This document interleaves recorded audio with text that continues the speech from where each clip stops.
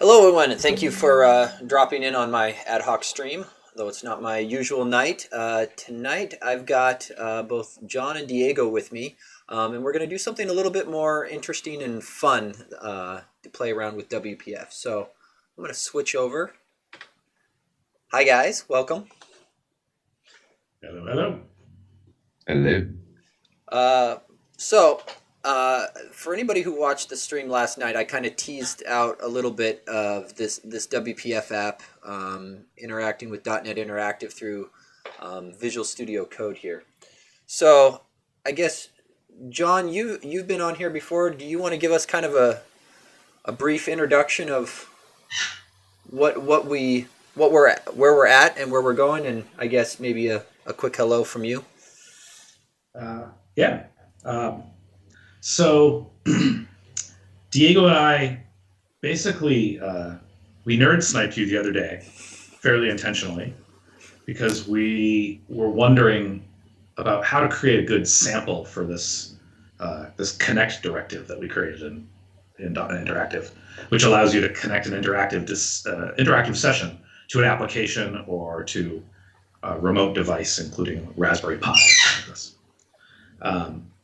Diego mentioned that it would be pretty handy to be able to write code within the scope of a running WPF app. And we were looking for a good sample example.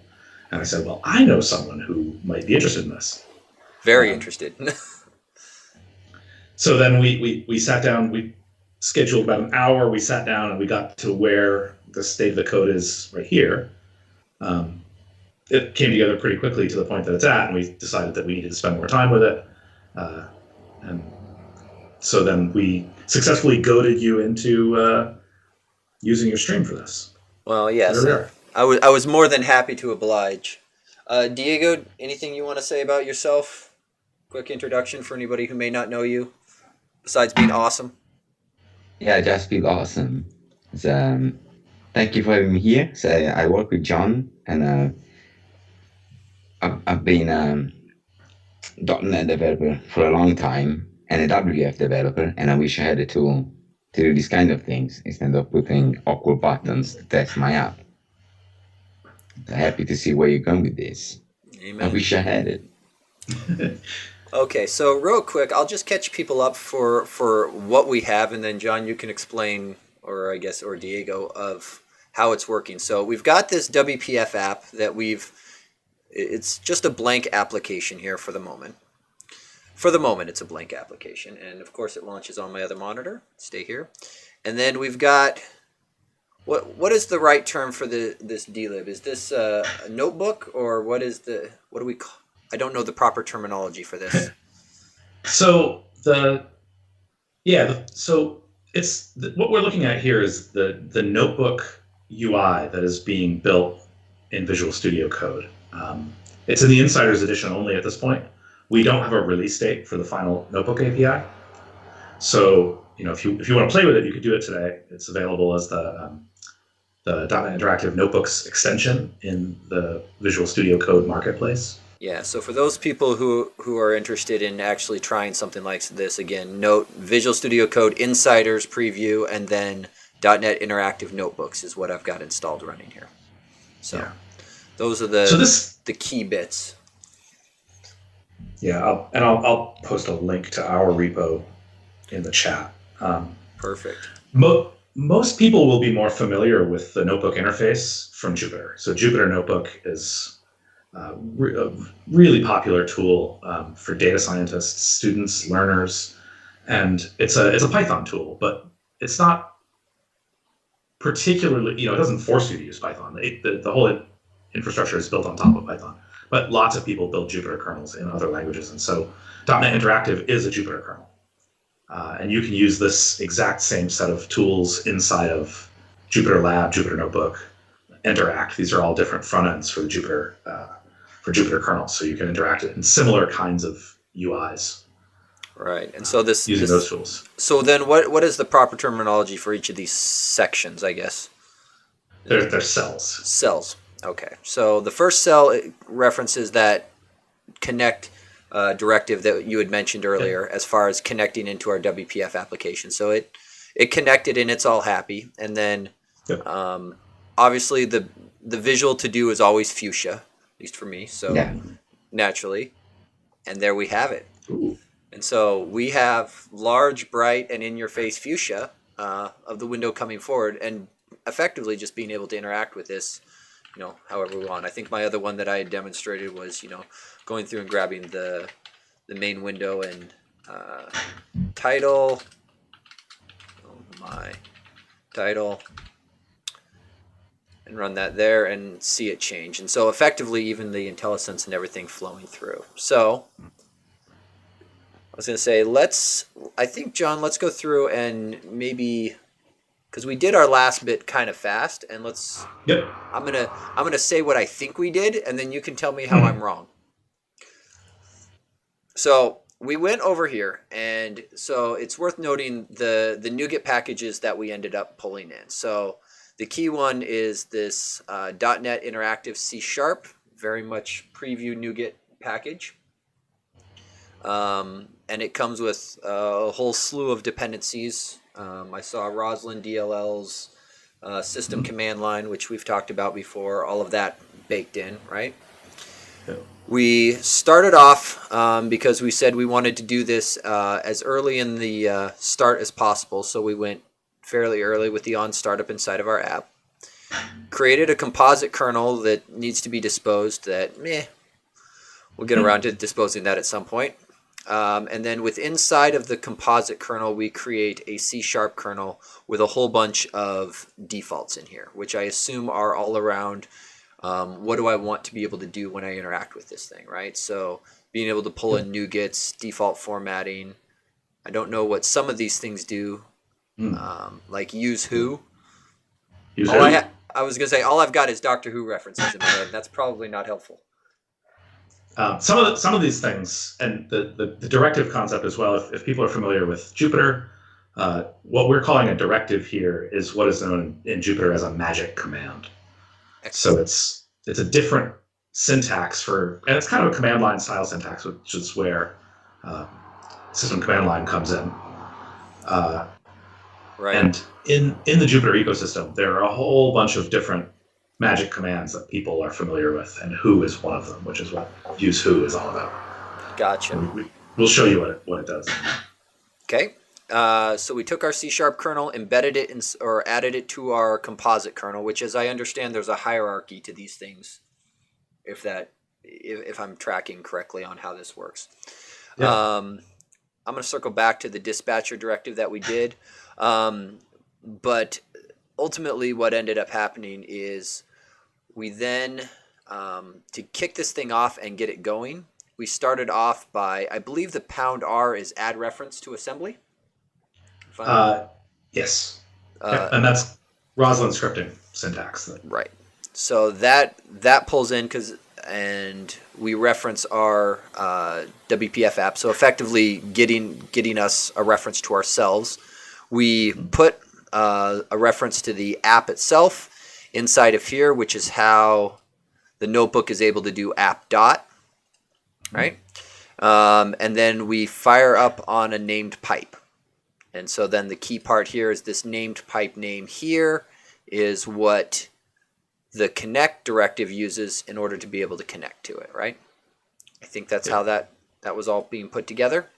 And then when we ran it, we realized very quickly that if you wanted to touch anything on the GUI inside of WPF, you have to be on the main thread, which makes sense. So we had to add in this dispatcher directive. So if you do or I guess in this case command. So if you do the dispatcher command, we're going to toggle a flag on, which means then that everything else that comes through here is going to be invoked inside of the current dispatcher. So for WPF on the GUI thread, right? Otherwise out here. But this left lots to be desired, specifically on-off switches and all kinds of other fun stuff. Is that fairly accurate, I think? Yep. Okay. So you guys get to be in charge. Where do we go next? Do we want to show what the with and without dispatcher looks like in the notebook, like why this had to be done? Sure. Let's and go through and do that. So I think I have to. Let's see if I believe I have to do the restart of the notebook's kernel first, if I'm not mistaken, and then I was just clearing the output so that I can stay sane. So restarting this. So there is a little bit of back and forth on this. Okay, so apps up, grab here, and so we'll fire the first cell off, right? Connected, everyone's happy. Okay, and then we want to get rid of the dispatcher, right, and kind of show what ends up happening. One of the things that's worth pointing out here is that you've got this hashbang WPF in this cell, right? And above it says kernel added WPF. For people who are sort of just getting context in this thing, what you had said before about the composite kernel and the nested hierarchy is that the .NET Interactive kernel, unlike a lot of Jupyter kernels, is a multi-language kernel. And so out of the box, .NET Interactive has F# support, C# support, and PowerShell support. And in the Visual Studio Code UI here, you have this little language indicator in the lower right-hand corner of the cell. And if you click on that, you can change languages. Oh boy. So. Oh, JavaScript too? Yeah. Yep. Oh, this is about to get really interesting. Yeah, I mean, we can show you how you use that kind of thing. The JavaScript kernel actually executes on the client, so you're not going to be able to directly interact with your WPF app, for example, via JavaScript. But what happens, because you don't have a language chooser in most of the traditional Jupyter UIs, we wanted to make sure that all this functionality is still available in Jupyter. So you can use the hashbang to, if you want to just create a new cell, right? And we've got a little bug in here, so you'll see this pretty quickly. It's worth. Sorry. Hover in between the two cells, in the margin between the two cells. When you hover there, add a cell.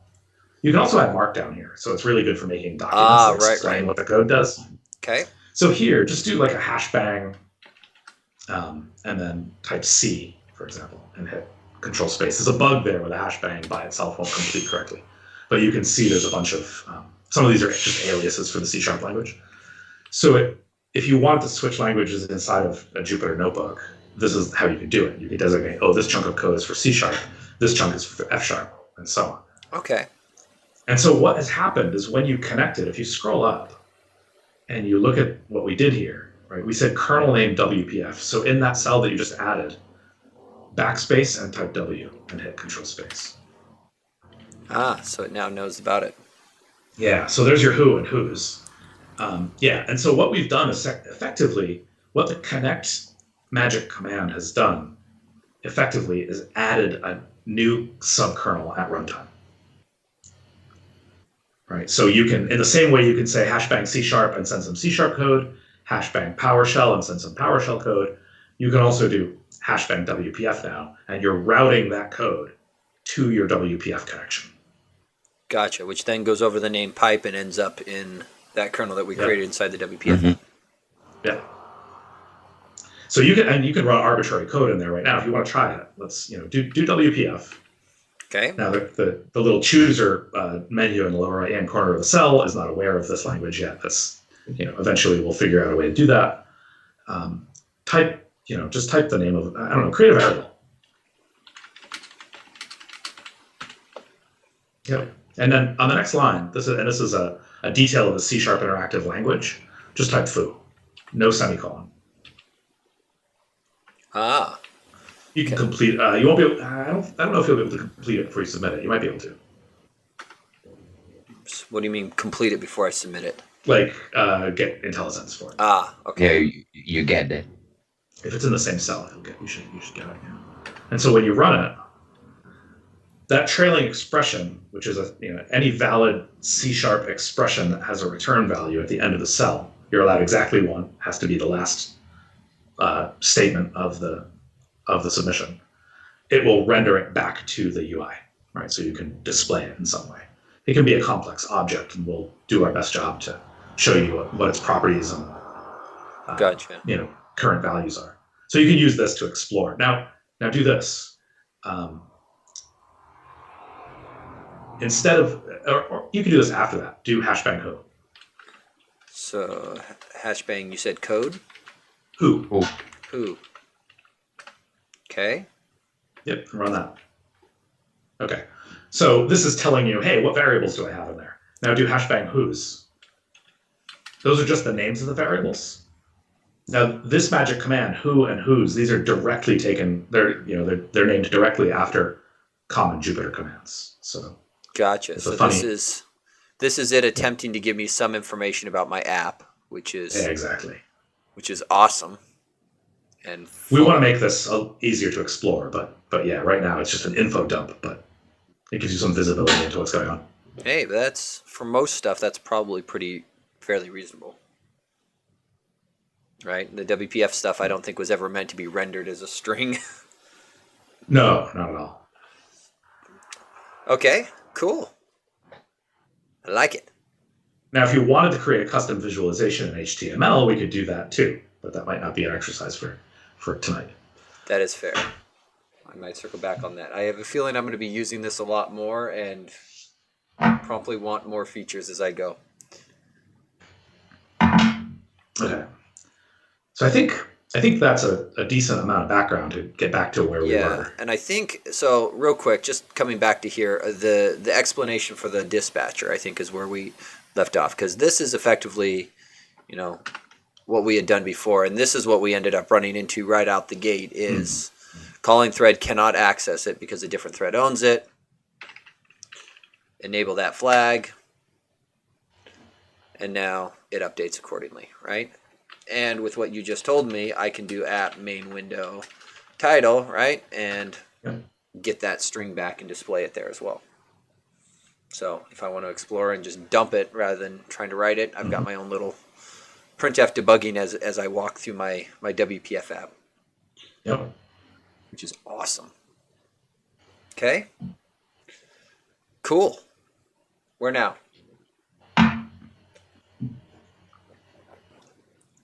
I don't know. I'm not the WPF expert, so. So I was gonna say. So my next thing immediately of where I want to go is I either want to clean up some of this code, right? Because right now we just have if I execute this command, the switch is always on, right?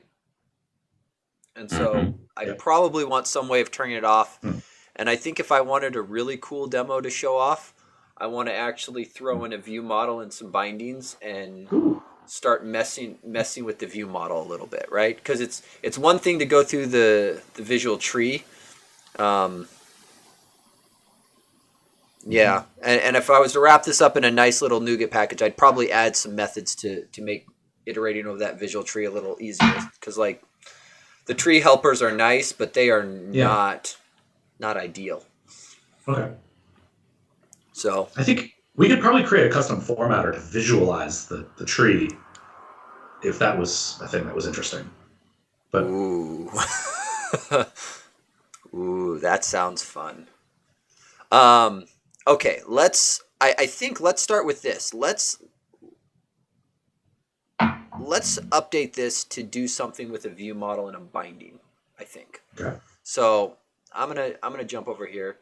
Let's see. Question: Did you post this? Do you post this code to GitHub after the stream? Yes. Tiki, this code will be going up to GitHub somewhere. Location to be determined. It will be posted in the chat and then also on video description after the video goes, or after the recordings go up. Lost my place. Main window. We're gonna just go. Let's see. Public class. Main window view model. Notify property changed. We're not going to do anything fancy with MVVM libraries. We'll just do this by hand real quick and do it the quick and dirty way. All right. Implement interface. Sounds great.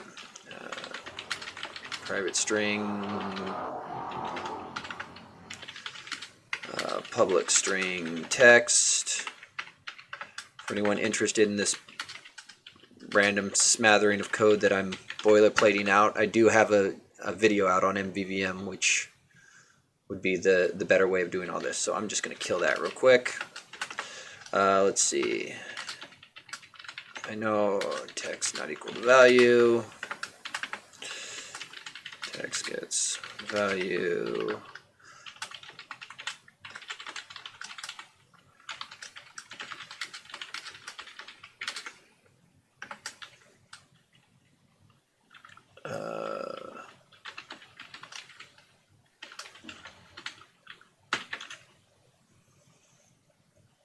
Okay, something akin to that. Data context gets new main window view model. Sure, we're just going to leave you all in one file for now. And apparently I drug that window a little too much, and Visual Studio wanted to undock it. Text block, text.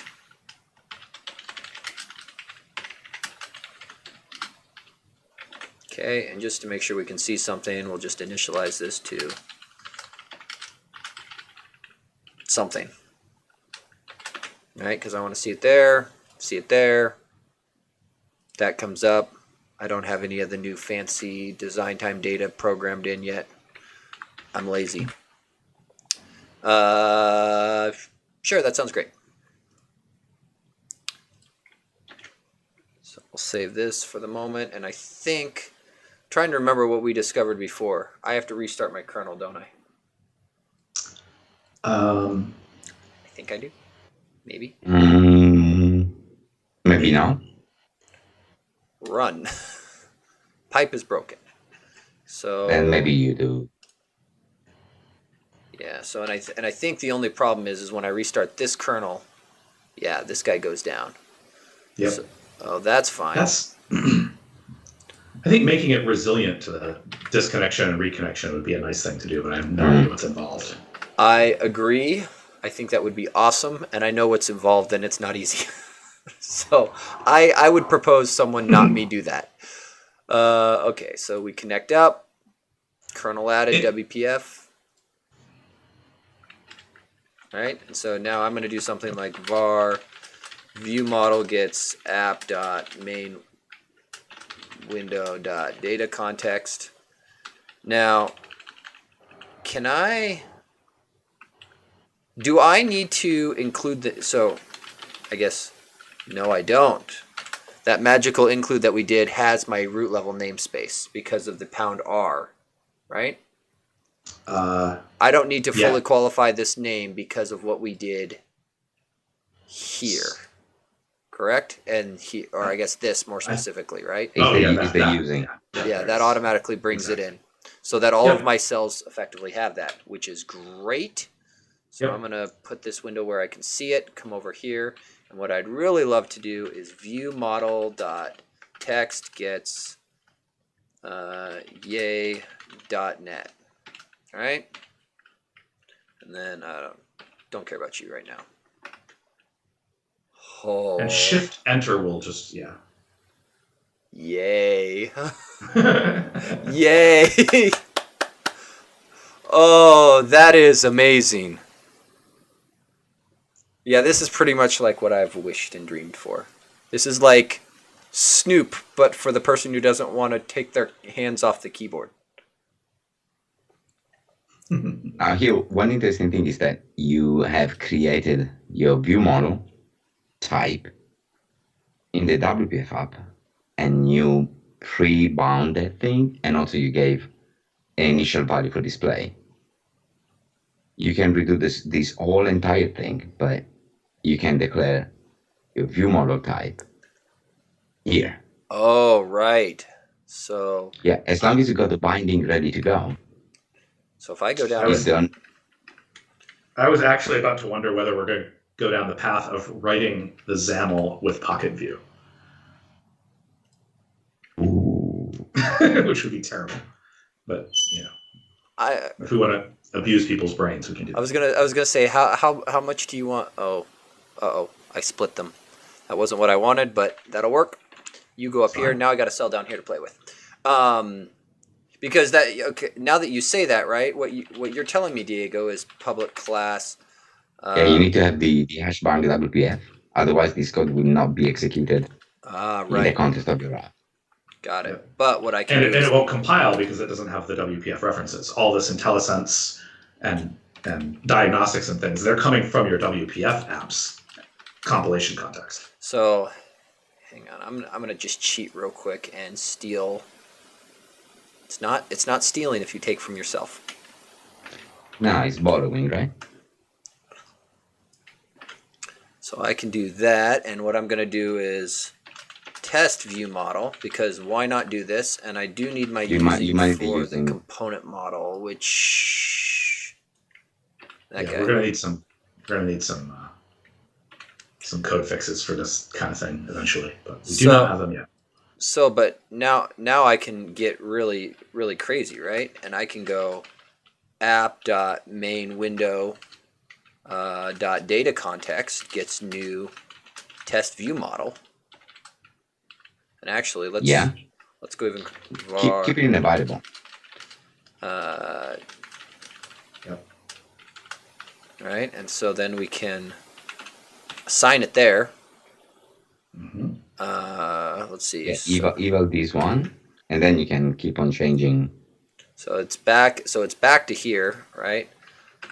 But then in another cell, go and type whatever you want to do, like Oh, I see. So I've got one example. cell to effectively set up this view model, and then another cell to manipulate it. Ha ha ha ha. Okay, so it's Control Enter gives me a new one. No. What's the? I can just do this. The little code button there. So then. So I hash need bar the. WPF. I'm gonna have to get much better at the hash bang syntax. But now, oh yes, yes.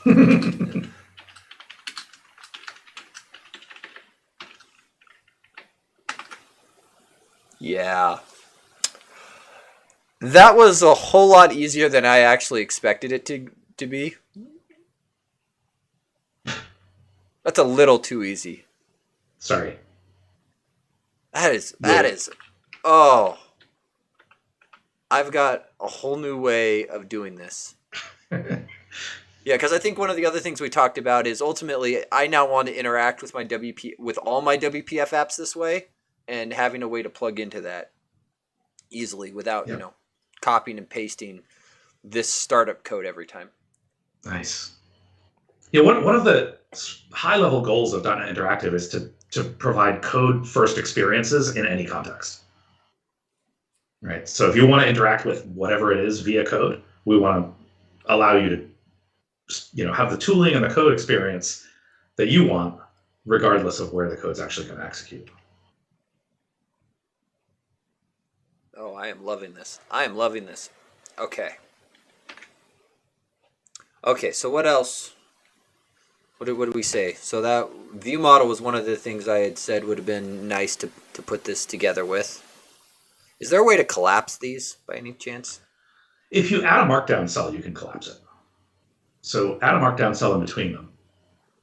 Okay. And this is, this UI that the Visual Studio Code team is putting together is a work in progress. So, right. But if you type some stuff in there, it could be explanatory. And this is, you can give it a heading. You can say, hey, here's what we're about to do with this following piece of code, and so on and so forth. Because Jupyter Notebooks is very commonly it's a tool for teaching and a tool for sharing research in data science, and so the use of Markdown is often used to provide context for the code. Right, so it's got it. So I can create the Markdown, and because it associates the code cell to this, I can collapse it. Yeah, cool. Yep. So it'll collapse everything between this and then the next Markdown cell. Yeah, exactly. Sweet. Oh yeah. Oh yeah. So view model stuff. Right? Mm-hmm. Poof. Oh yeah. This is good. I'm gonna make sure that this gets added to the repository that this goes up to, because I have a feeling this will be nice. Because who needs to write code anymore? I can just do it right here. Yeah, exactly. Well, if you had, the classic things where you got the MVVM base class, which is giving you the Right. protected method to do the name of, so you can trigger that invoke. Right. Then you can just go in there, you inherit from that one, so you got all this boilerplate code and you use it. Right, and build that out, which would be really nice. I'm actually side mention. So the what is it? UWP Community Toolkit actually took the MVVM Lite library, and they've been working on an MVVM package that's not actually going to be tied to UWP or WinUI, but it's basically porting all the same APIs from MVVM Lite, but the performance that they've squeezed out of it is ridiculously impressive. The messenger APIs, I think they got it down to allocating like 42 bytes on a register. And I went, okay, that is impressive. So anyway, side tangent. I'm very much looking forward to that. I keep following the PR, and it seems like it's very close to merging, and it just hasn't come through yet. So soon I will have a new MVVM library of choice. Mm-hmm. Okay, cool. Do you have a suggestion of where to go, or should I make another one? Suggest away. Well, my next thought is I kind of want to clean this up so that I can effectively do something better with this toggle on and off, right? Because this is kind of where we had started. When we first did this, we started down a more complicated solution, and then we decided, running out of time, let's go for the quick and dirty, get it done option. Yep. And so now I'm thinking, let's go back and see what we can do to make this a little bit cleaner. Because I am thinking, you had mentioned something before about making this guy basically take in an argument so that we can toggle true false. That way there's a way to effectively turn it on and off, which I think that probably makes a reasonable amount of sense. Okay. That makes sense. So you tell me. So this is using the system command line API, right? So it's command line parser, but it's used in a slightly different way than it's typical. It's nice because it provides suggestions and help and all these other things inside the notebook. Like if you go back to the notebook right now and do hashbang dispatcher, you do it in a new cell. If you keep rerunning that cell, it's fine. But a new cell is a nice place to experiment. But then I can't mess everything up. Let's see. Dispatcher. Control space is your friend. So do -H. You can do it there too. On WPF though. Oh right. Yeah, run it on WPF. See, I gotta learn. So we don't have magic command suggestions from remote kernels yet. But run -H and you'll like this? So help. Yep. You're asking for help about the dispatcher command, right? And run that.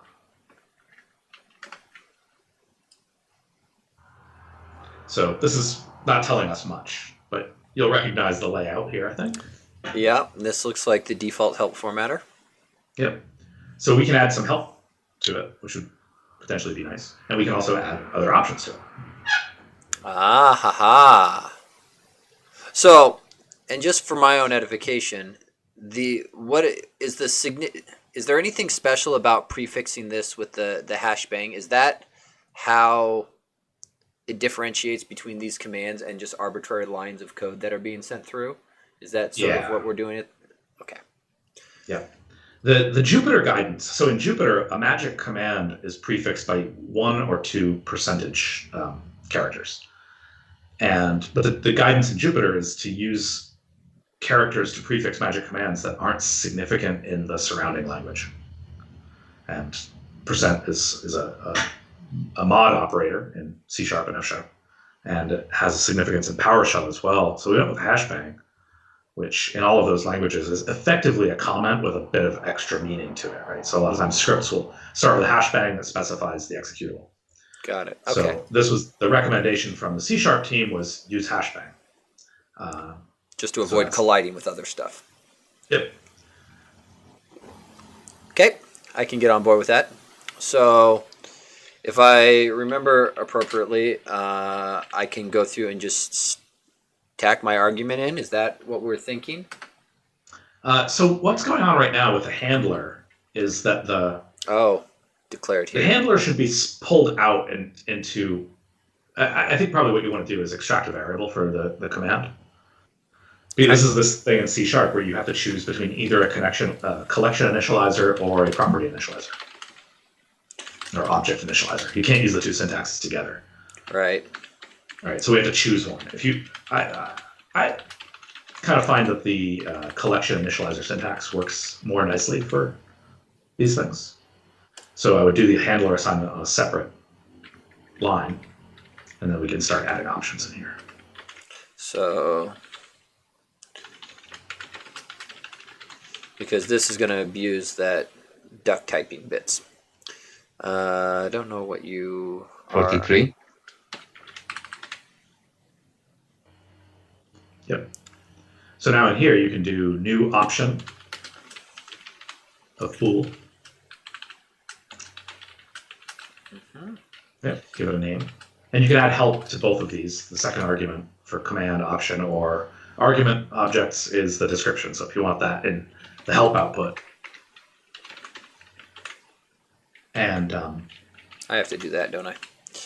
you don't have to, but that's the common convention. Yeah, I think I'm trying to think because I realize if I don't do it, I'm probably going to botch it here in about 10 minutes, and then I'm going to feel stupid for not doing it. So should probably lead with that. Yep. And I think this guy here, I directly specify. Well, this is going to have an option on here. There's a default something value. Okay. Well, bool has a default of false. Right. And I want to invert that if I could, but I guess I would have to extract this out and muck with this guy, wouldn't I? Not worth it at the moment. You can set a default value from the constructor. Oh, I can.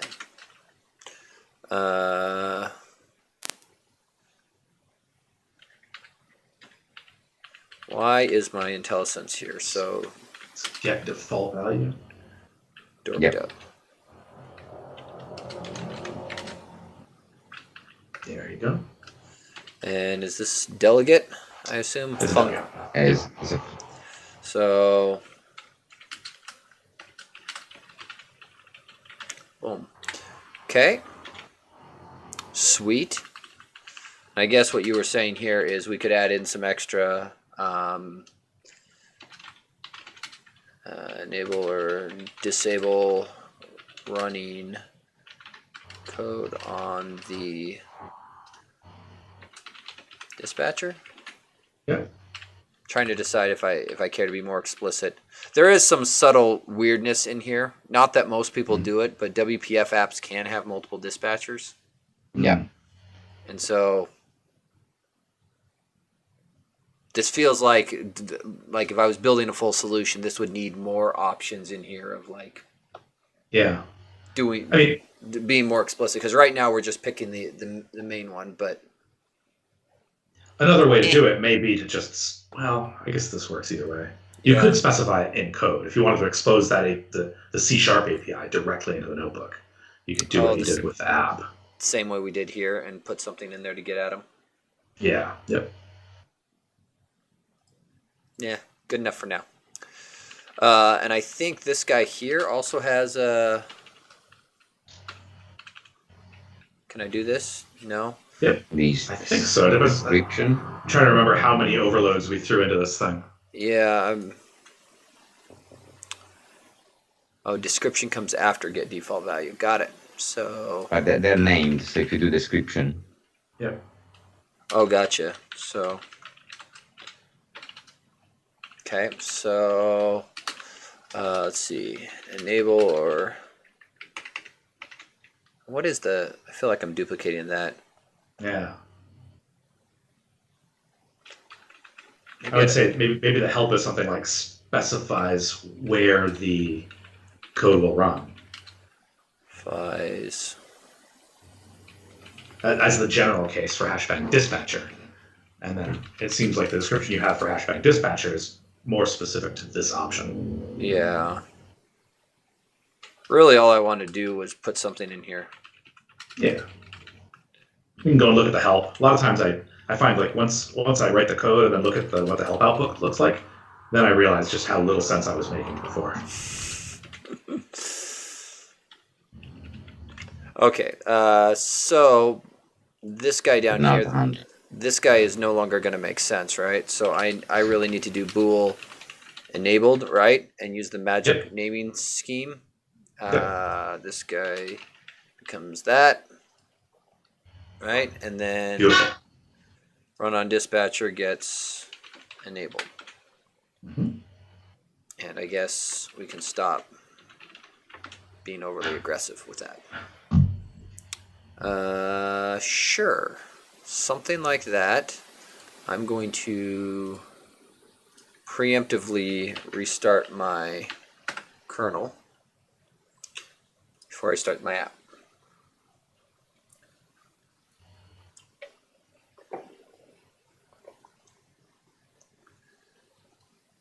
Okay, so then we come back over to here, go back up, reconnect, because that's a thing we do. We're gonna, well, I guess what I really want to do is just test something akin to this, right? So I should stop mucking with this, and let's just go down to my new cell. Markdown. Dispatcher stuff. All right, so we'll do that. That way I can separate this, and then really what I want to do is run this first. Let's see, enabled, specified whether to run the dispatcher defaults. Oh, so really the whole point of me putting in the description is kind of meaningless because our default help output does it all for me, and I'm an idiot. Okay. Perfect. That is even better. And then I think what I want to do is just something like app.mainWindow.title, right? And dispatcher enabled false. No, let's do it. Let's do. You should get autocomplete for all of this. Oh, that's a good point. So if I do. Oh, no. When we fix the bug that I already said we have to fix. Right. Earlier. When you fix the bug, then it automatically works and everyone's happy. So enable true, right? So I expect that works, except for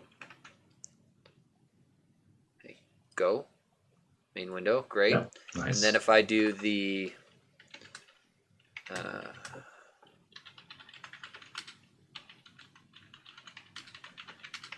enabled false, right? And then run the same exact line. Can I? Yep. No. Yeah, so this, okay, perfect. So that's, I guess my question was, would it output both of these? It should. Try putting enable true on the second one so that it actually succeeds. And try it. Cool. There you go. So the thing that I had said before about the trailing expression needs to be the last line of the code, right? You've effectively broken, by using the magic commands, you're breaking it into more than one submission under the hood. Which is why you do this. Got it. So this magical thing, and it also breaks up the, so this, so everything between these two gets sent over in one chunk. It all gets sent together, but .NET Interactive will split it up and then execute it chunk by chunk. So yeah. Cool. So you can even write multiple languages inside the same cell if you wanted to split them up by CSharp and F#, for example. Although you don't have an F# kernel running inside of your WPF app. So right. So right now I'm limited to C# because that's the only kernel we plugged in on the other side. Yep. Cool. Okay, so that cleans that up, and I think that makes me a little happier there.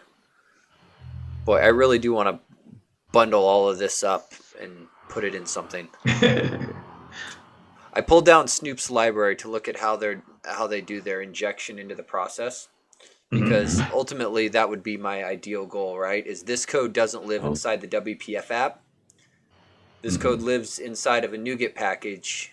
You pull this guy up, reference NuGet package, point it at a PID or whatever, right? And then inject onto it.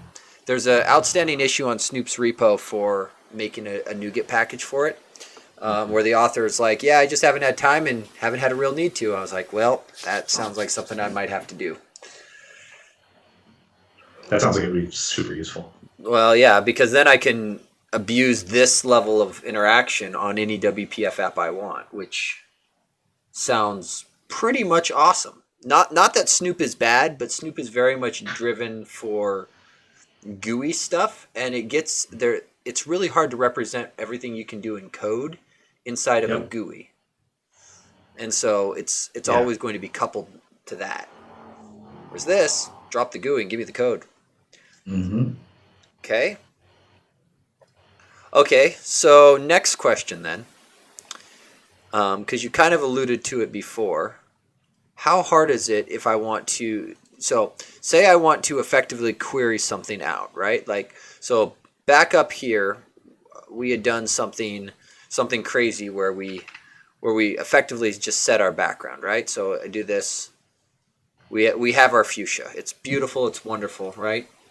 Every app should be that color. I agree. But now my thought being, if I do this, right? I'm guessing what I get back is, why did I get? Oh, yuck. let's do a format for that one. Yeah. Well, because that was going to be my next question. Is there's certain types where I would very much love to have something pretty and like brushes being one of the, I guess, prime examples, right? Yeah, sure. Being able to pull across, heck, even just pulling the default type converter and going to string would be more valuable than that. I think we can do better than that. Yeah, we can do better. Sweet. Okay. Is there any way to pull this and like this? So if I want to display something different other than this text, how hard is that? I guess it's pretty easy. Pretty easy. Okay. One of the things, great sensei. we this is something that because Jupyter notebooks are intended to be about data exploration, right? We wanted ways to format data in a really flexible way so that you could look at it and be like, I understand what this thing is, right? And you can provide custom visualizations for things that might, it might be a scatter plot, or it might be, a bar graph, or it might be a pie chart for some reason. But, for a brush, how do you want to visualize it?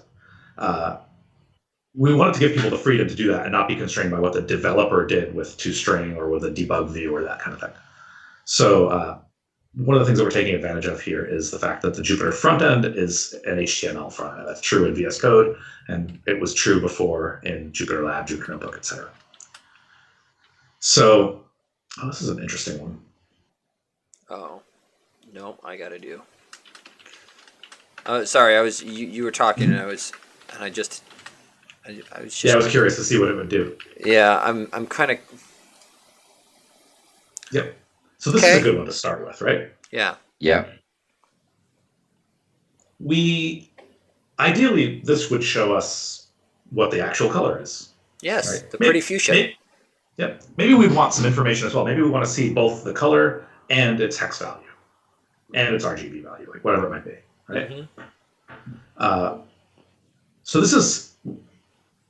There's one of the things that's really key to the way that outputs are visualized in Jupyter is the MIME types. So what you're seeing right here is the return type of this thing, in terms of the front end's view of it, is a string representation and a MIME type, just like on the web. Okay. And we give you the ability to customize that entirely.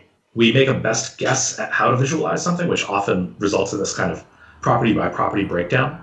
But that, as we go recursive, we don't keep throwing more and more HTML inside of HTML. We fall back to this plain text rendering of the properties. Sometimes it works and sometimes it doesn't. Right. Makes sense. So the formatter APIs that control this, though, are very open-ended. So we can customize this right here. Excellent. So let's go to the line before this. Okay. We can just do it in line and do formatter dot or formatter on a line above that. They really need to get some line numbers in here. Yeah, formatter of generic. It's a formatter of. Okay. And then how many different types? No, it's formatted register, right? Formatter of type dot register, right? No, it's register of type. I think. So there is a formatter dot register, and I think that the APIs that hang off of formatter dot register are the ones that are not they're not generically typed. There's APIs on there that allow you to define lazy formatters, so that if a type comes in that doesn't already have a formatter, you can intercept the behavior that you saw before, where it just generates one on the fly. Because that's what you were saying, right? Diego is something more like that. But yeah, and maybe I would do it as a solid color brush, so you can just, if you got a brush, you go straight into that. All right. So this one, yeah, we don't have signature help yet. So what does this guy end up taking? Well, it's gonna give you back a brush. So the function you're gonna get there is gonna give you a brush and a writer. A brush and a writer? Yeah. Okay. Something like that? Yes. Okay. That's exciting. So then writer should have, I imagine, oh boy, lots of stuff. Not exactly what I expect. So yeah, this API is, I think, a little bit confusing. You do want formatter of t dot register if you want it generically typed. So for reference, my opinion would have been the other way. It looks cleaner, but that's my opinion. There's a reason for it to be this way, which is sort of historical. Okay. But yeah, the formatter of t is it outperforms the dictionary lookup to have a generic type. That is, if you need a static type, that's a generic type, and you want it to have initialization logic per generic type parameter type. Oh. So that's why this is like this, right? The Got it. initialization logic for where you saw it's like there's some upfront reflection work that has to be done. Got it. So that same type of trick is what's done with like array.empty and whatnot. Okay, gotcha. Yeah, it's kind of like that. We could potentially make this easier to understand, but that's the reason it is the way it is. Okay, so does that mean that my writer now has more stuff? It should, yeah. So okay, so I've got new line to display ling, write async. Oh, so I can just start spewing out whatever I want here. Yes. Now there's an additional argument to this method, and because we don't have signature help, it's not something you're going to discover in this UI, but I'll just tell you it exists. A second argument after the lambda is the line type. So when .NET Interactive is running in a front end like Jupyter or like VS Code that's an HTML aware front end, then the default MIME type will be text/HTML. Yeah. Okay. We can go into more detail about what that means right now, but let's just assume that that's a magical incantation that you need.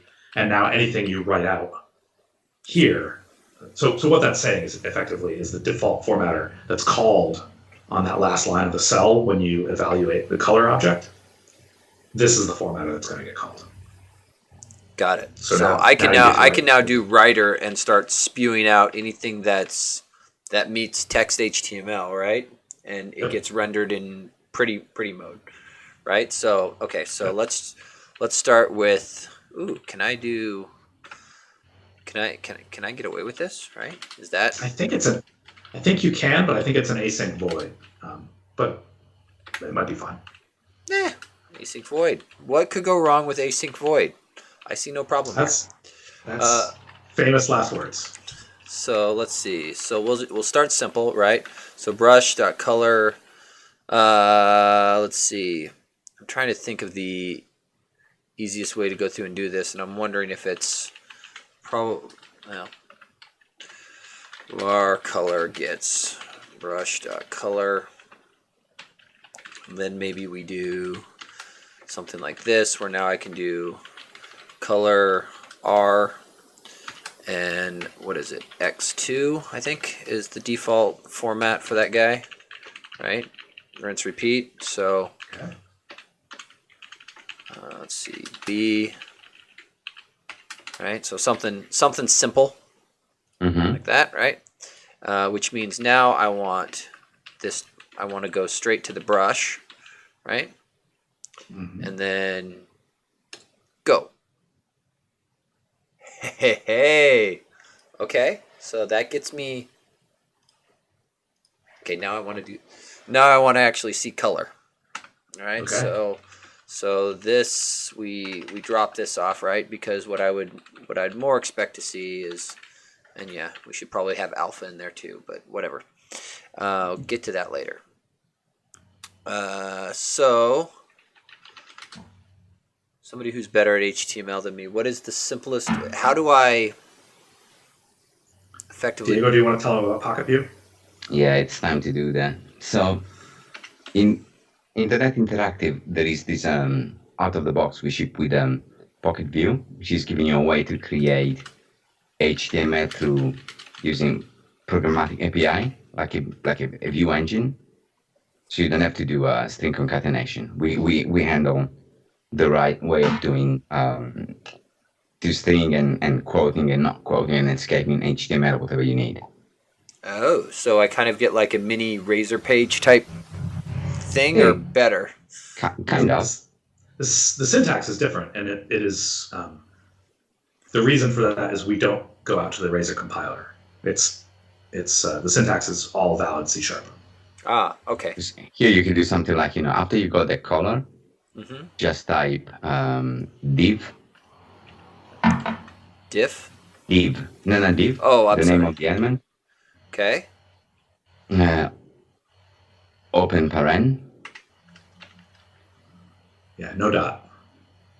Yeah, and now put in the thing the interpolated string that you got after that. So now you're building a div with the content is the text of that. Like this. Yeah. Keep that thing into a variable. So you want to retain that div object, right? But it's not a string. No, the div. Oh, the div into a Well, variable. keep the color that way too. Yeah, We're gonna strings reuse it for the style. So that's your element, right? Yeah, and now you can just do. Oh, I think I see. Okay. So I can do this, yeah? And this we clean up to be string value, right? Right to div. No, D. Oh. Yeah, try that. Oh.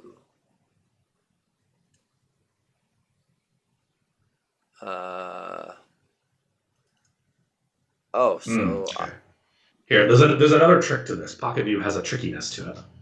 Let's go back to the. well, I did change this from right line to right async, and so I'm wondering if that's. It shouldn't make a difference. The problem here, if you hover on D, let's see if it gets it right. Loading. Well, note the WPF side crashed, so if it's supposed to get something from the other side, it's gone. Got it. Interesting. So I think I have to go here, right, and restart my kernel, and then restart this guy. Yeah. I guess we should probably put something in there to protect your WPF app from crashing when you write code that throws an exception. That would be handy. Yeah. I mean, I don't mind crashing apps, but I'm fairly good at it. It only hurts for a second. Okay, so if I go up here, reconnect. So now what we're thinking is I should be able to do something with D and look at it. Dynamic. Yep. Oh. So what I would strongly suggest, this is is instead of using var, is use PocketView. Then it'll fall down the toString path, and everything should be good. But I should spell it correctly. But as long as you're defining the PocketView, dynamic is great. And we're going to do some things with dynamic that will terrify and fascinate. Cannot to char. Why you want to go to char? That's very curious. Does it really want to go to char? I don't want to be a char. Why? Huh. So Oh. let's just to make things simpler, right? Okay, just do right. Yeah. Okay. Good to go. Okay. So now let's try it. Just to kind of get a little more into the PocketView thing, just wrap your div or your string value. Yeah, wrap your string value inside of the div. Okay. Just type B and wrap that in parentheses. Yep. Run that. There's my Control Alt Enter. Okay. So you made it bold. Right. Now let's go with the color though. Yeah. Now let's put a color on it. Go up to the div, So here. square bracket, not before the paren, on div, square bracket. Now we're gonna start adding attributes, right? Oh. So I can do something like background on it now too? Is that what we're saying? Yeah. Mm-hmm. And is it? I mean, it has to be valid Oh. HTML. Is that a valid? Yeah, The way that I usually do this is with the so this style. will be. Go for it, Diego. So that would be, let me see, but I think you can do background on a div Can you? directly. I'm not. So I really want to type something like that, but I don't know. Yeah, that's what you wanna type.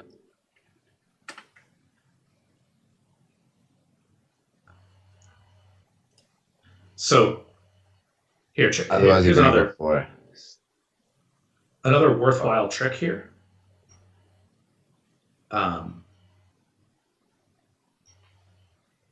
Actually, does this work here? I think it works in display, but it might not work. So do this. I was trying to figure out what's the best way to get the string representation out. Do you know how to do that off the top of your head?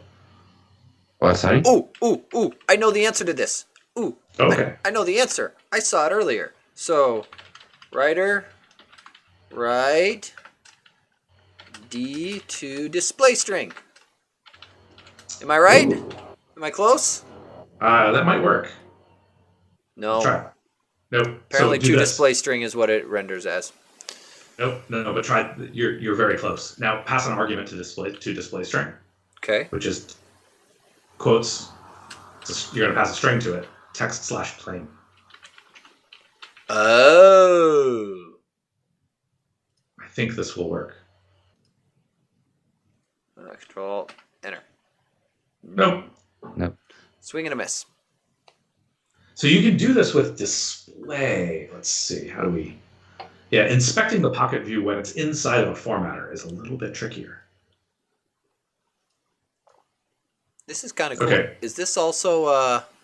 Also, it comes from the same package. Cool. Yeah. So here, try this actually. Here, this is going to work, but this is debug mode kind of thing, but that's what we're doing. So get rid of writer on that line that you're on right now. Replace writer.write with display. Just method display. Yeah, lowercase. Lowercase. This is another Jupyterism. And then get rid of to display string. You're going to pass D, comma, text/plain. So what display lets you do is write stuff out to the display. You can do this anywhere you want. So if you don't, sometimes you want to display more than one thing. There we go. Sometimes you want to display more than one thing in the course of a cell, right? So using the return value or the trailing expression to do that is not always convenient because you can only do it once. So display, you can call it multiple times. Okay. So now you're looking at the HTML that's going to be rendered. Because we returned it, in this case, we told the UI, here's a string, but it's not HTML. It's text plain. Then the front end It's doesn't color. try to embed it into the DOM. It's not background, it's color. Color. So Is that going to be a Then foreground or string a value. color? Yeah. So now you can play with this and you can see what's the HTML I'm going to render out.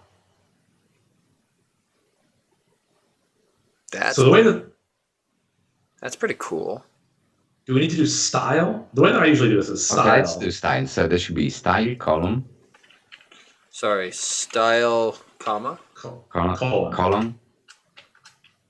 Now here you need another interpolated string, right? So it's we need to do an interpolated string here. So we are suggesting Color equals string value. Yeah. No. Take color out of there. So color is going to be. Gotcha. I see. Because this needs to be. Yeah. And Well, I think is another is if he's style, I think he's column again. It's not equal. Is color column? color colon. Yeah, try this thing. I remember if it's. Hey, Now we're talking. that is fuchsia.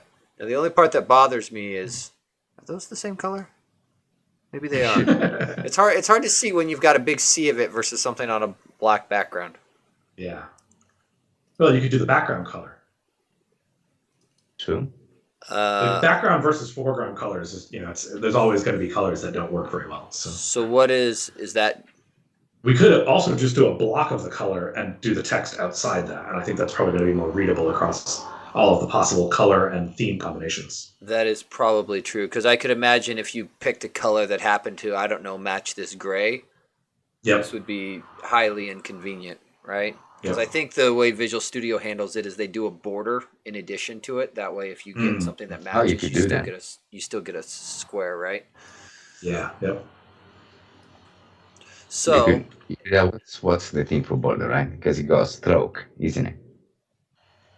I think it is stroke. Because then you get like stroke thickness and stroke style. This is the problem. You're asking a WPF guy how to do CSS?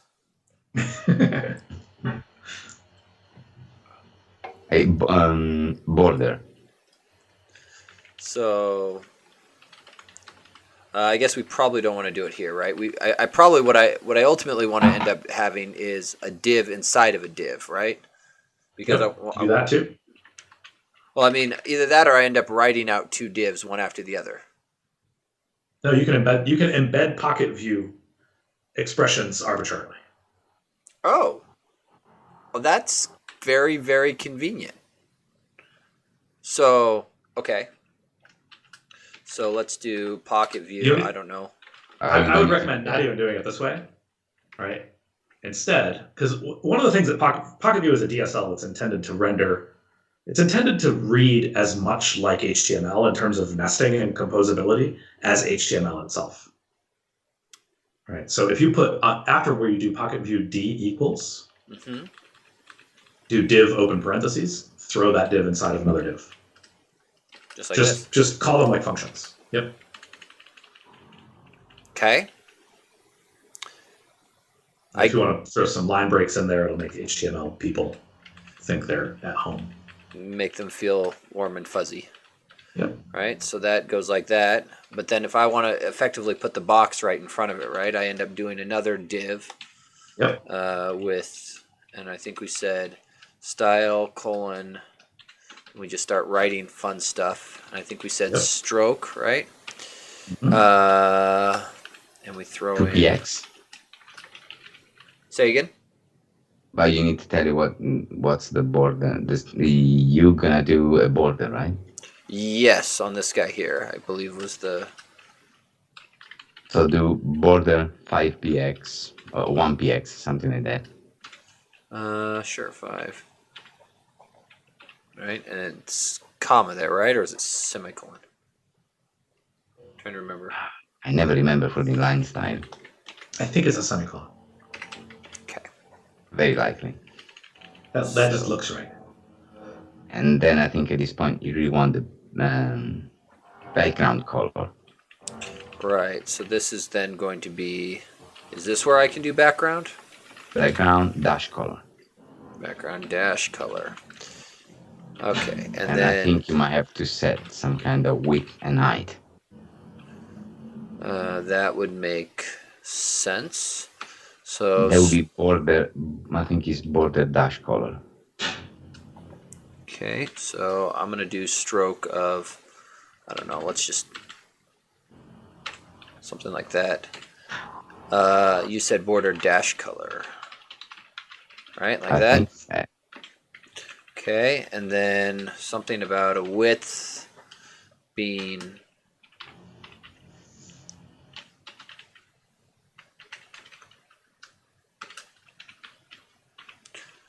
just waiting for somebody in the chat to come in and start laughing at me for my horrible CSS. Okay, so something akin to that. And then this guy, I think I want to just drop this whole thing, right? Don't need that. Yeah. We're gonna do that. Good try. We're gonna do that, something like that, and then yeah, that ain't bad. That ain't bad Not at bad all. at all.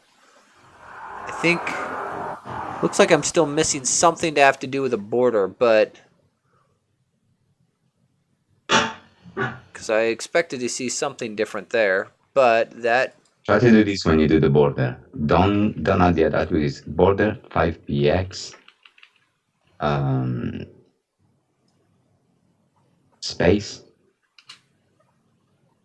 No, before you do the semicolon. So after space, then put the color. oh, so then here we go. Yeah, remember that thing. Like that. Mm-hmm. Okay, and then I'm gonna just trim this guy down a little bit to size.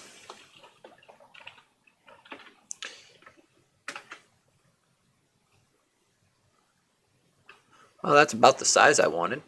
Yep. I think if you're doing And the border, M, and sorry, also you need to put match the text size. solid. Ah, 5px solid. like that. Could be that. Hey, Ooh. there we go. That looks better. Let's go with 2, and because we're targeting developers, 1, 2, 3, 4, 5, 6. We're gonna just assume dark theme because clearly, what? Oh, because I've got this border color here set. 1, 2, 3, 4, 5, 6. Right? No, delete the one you don't I need. think You're that already one's setting redundant. that. Yeah. So Yep. just get rid of this I like it. altogether. Yep. Beautiful. Something akin to that. We got a brush. I like it. We win. Cool. Now, if you went down the SVG, you could even start doing your custom formatter for the linear gradients, for the gradient brush. Oh, that is true. Oh, that is true. And I've got nasty tricks to do also the image brush, but So that gives me really bad ideas about ideas with WPF, right? Because I can take any element and render it to a bitmap, Oh. mm-hmm. which means I could theoretically change the formatter, right? Because this, if I set this generic type to say a base class, will that apply to all derived classes as well, or does it have There's to a be an way to exact do math? that, but it's a slightly different API. Okay, because I'm just thinking that would be horribly awesome if the default formatter for say all controls, right, was to render to target bitmap and dump it out. Yeah, we can do that. That sounds kind of awesome, right? Because ultimately what I think I want to do is that. And, you know, right? Oh. Sure. Because window is a control, right? I mean, we can make it a little easier, right? I can do window content. right? Which isn't much better. This is going to end up probably being like an adorn or decorator or similar, right? It's whatever the root guy is on the template. But if I could take that and have it spit back me a bitmap. Yeah, we let's do that. Let's do it now. So there's one tricky part here. So what's going to happen when you don't register? So if you had registered, I'm going to change this real quick just so I don't, because I feel like I want to. This I think is happy and wonderful, and I think what I want to do is make me a new cell, which I think was Control Enter. Nope. And now I've got to scroll for a small eternity to get past it all. Hang on. What is it? Control Shift P. Clear. There we go. There we go. That gets me what I want, and then I want to do another code bit here. Right? And so we're going to do that much to start. Mm-hmm. Okay. And then ultimately what I want to get to is app main window, and we'll do the content of the main window, right? That sounds simple. And then we're going to do something with a different formatter API. Yeah, let's do that. Okay. So here, there's a trick here that I'm going to. It's useful to understand the distinction between the formatter API that we were just using and the one that we're going to need for this, right? The way the formatter works is it looks for it's an exact type match, right? So if you had created a formatter for IEnumerable, right, you would never hit that formatter because it's always looking for the actual type of the object being formatted. Okay. So to do the kind of generalized approach that you're talking about here, you need kind of a just-in-time formatter, right? So what happens is the thing that we were talking about before with the static initializer, formatter of T, the first time it sees a given type for T, it says, if I don't have, it's doing a dictionary lookup effectively, something like one. It's actually a formatter of T dot static instance of the formatter for that type, right? Which is why it's an exact lookup. The just-in-time one will populate that if you provide a lambda that returns a formatter on demand. So if you did the just-in-time formatter for IEnumerable, then each time it sees an IEnumerable that it doesn't already have a formatter for, it's going to use your just-in-time approach to do the registration on demand. But after that, so say you say, you've got a generic formatter for IEnumerable, and you say, hey, format this list of string for me. It'll on the fly generate the formatter using the lambda that you provided, but in the future, it won't reevaluate for that specific type. So it's very similar to like the dependency injection when you go to, say, register a singleton, whether you pass in an instance versus a delegate, right? It'll wait until it needs it and then go and look it up. Yeah, it's exactly the same. Okay. So what you might want to, if you want to experiment with it the way we were just doing, you might want to do the just-in-time delegate that calls a different function. And then you can just keep replacing that function. That might be one way to do it. Or we can just iterate like we did just now on one specific concrete type and generalize it once we have it in the shape we like. Let's iterate on a concrete type, but because I don't want to look at the. Oh, just do get type. Oh, just get type. Yeah. Let me guess. You have some fancy formatter in there for. Okay, what is it? Shift. Aha. Can we go click on that? Wait, what? How? How? What? No, for reference, this is awesome, but what? So it doesn't work for all types, but it works for a lot of them. So hold on, how did you get from a? Sorry, I got to think my way through this one real quick.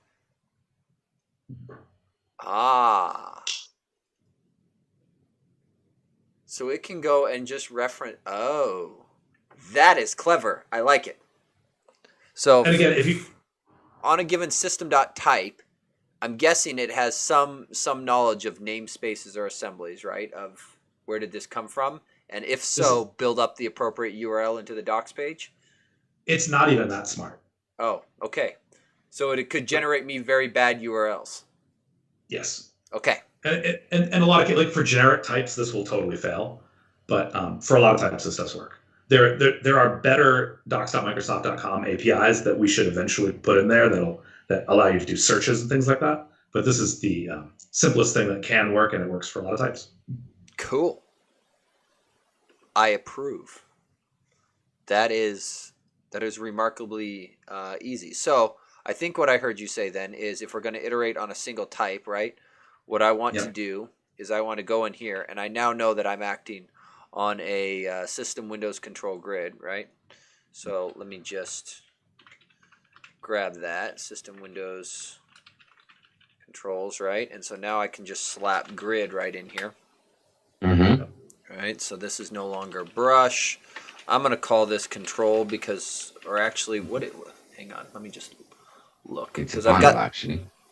I was going to say the end result because this is effectively what we want to do, right, is I want to take in my drawing visual. And so anything that actually derives from visual is what I want to play with. So this will be a visual, ultimately, is what I'm going to get. Okay, so then you all go away, and I don't need any of you, because if I need it, I've got it right above.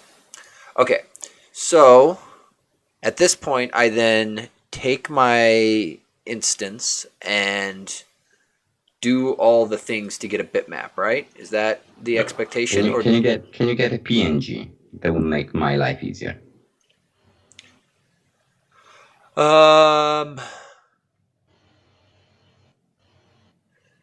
The answer, I believe, is yes, but I'm trying to remember how I get to the encoder for that. I'm going to step away for just a moment.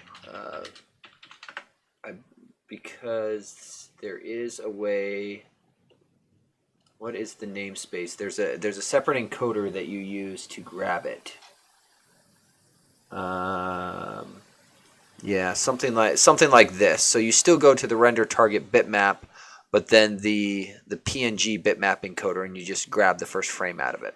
Yes, let's do that. Something akin to that. Okay. Yeah. So we are going to.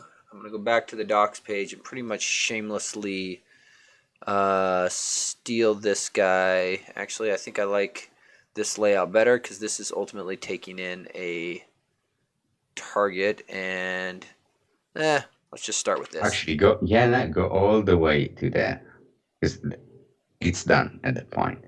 Yeah.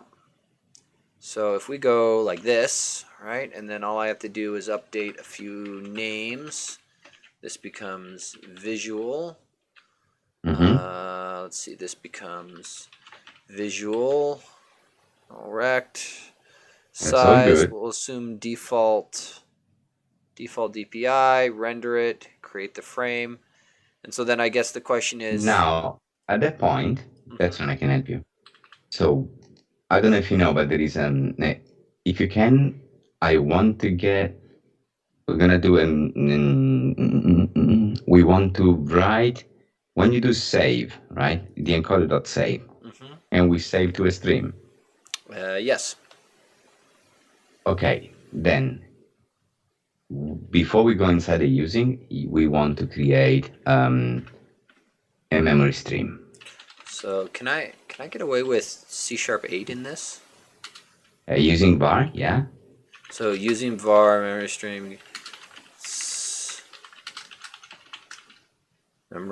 stream, right? Yeah. Now we want to just save inside that stream, so that's going to be encoder.save.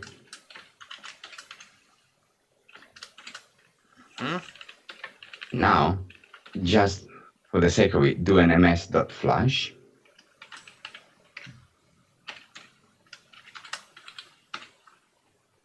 Now, let's grab the data. So do var data equal ms dot to array. Correct me if I'm wrong, but don't I need to reset the position on the memory stream back to the beginning? No, you're getting the underneath array, so that's fine. Okay. And I'm guessing this using is not... Yes, no, that's fine, because when we get out of scope, the thing is going to be removed once we leave the formatter. Okay. And now the final trick. Now, PocketView PocketView.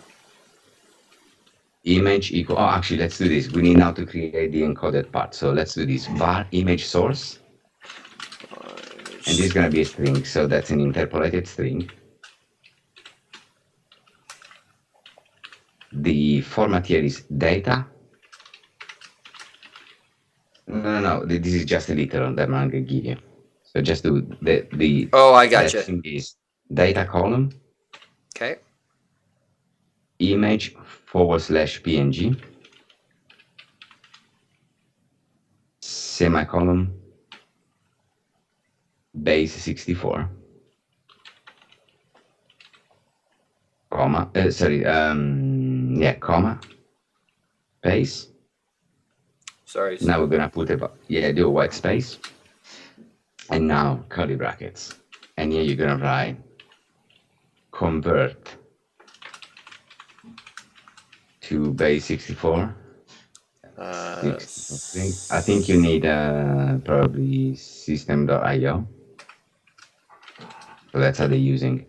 Okay. So, but I believe this goes here. Convert, I believe, is just in the system namespace, isn't it? Oh yeah, you're right. And now, finally, we're gonna create the tag. So now we're gonna do PocketView EMG.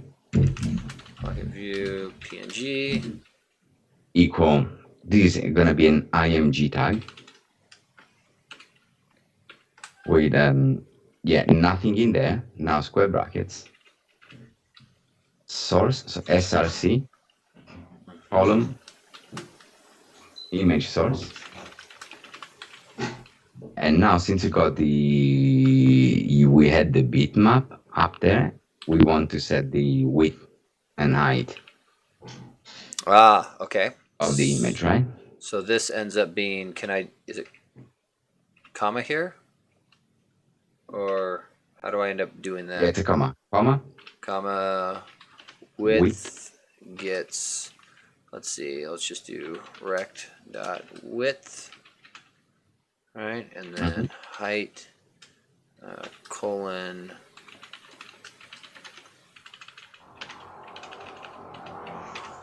something like that. Yeah, and then like you did before, brighter dot bright PNG. That should be it. So we change this to just be content now, and so we've got some missing stuff. So this is going to be using system.windows. I think that's where rect is located.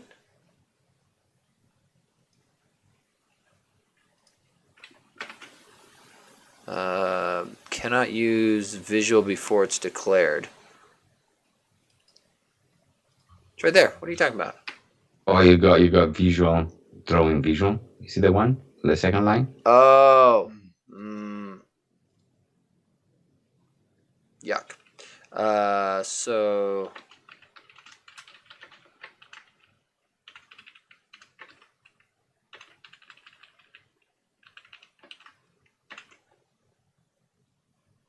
okay. Render target bitmap. What is your namespace? Using system dot. Oh, is it Windows rendering? I think. Sorry, I gotta check that because I don't quite remember what that is. Where are you at? Windows Media Imaging. Sure, that sounds great. Okay. PNG imaging encoder. I imagine most of those. The type or namespace memory stream. So that's IO, right? Yep. Using system IO. And go. Oh, buddy. It worked. I know, I invented it. I mean, WPF. I invented that. All of it. That is pretty cool. Wow. So I'll ask a.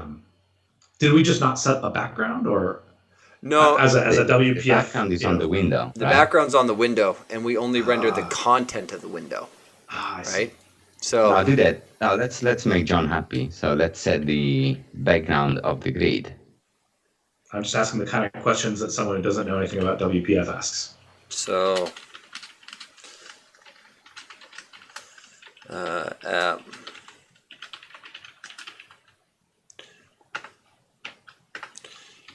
grid background gets new solid color brush colors dot blue, and then output the grid. Yep.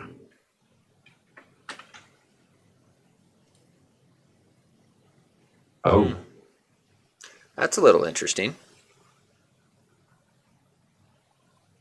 Why did the other thing that's actually interesting to me too is, so normally this stretch stuff doesn't bother me too much, but I am a little curious.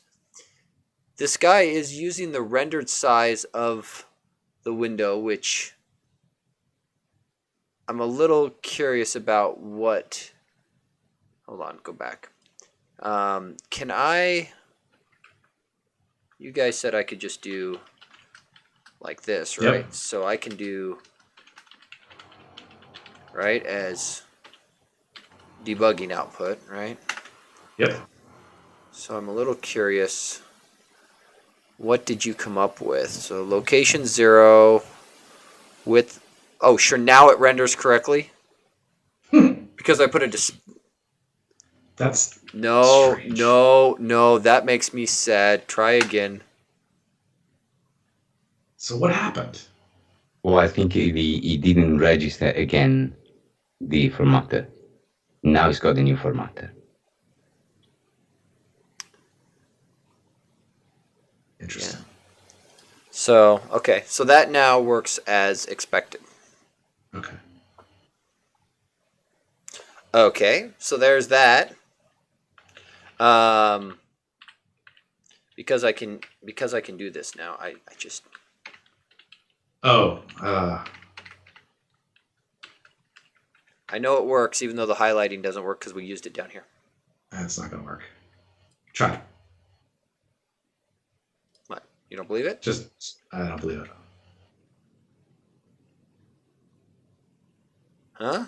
Oh, no, wait, go back. There is one thing that you've done. So by doing that, on the drawing context, you're not committing, right?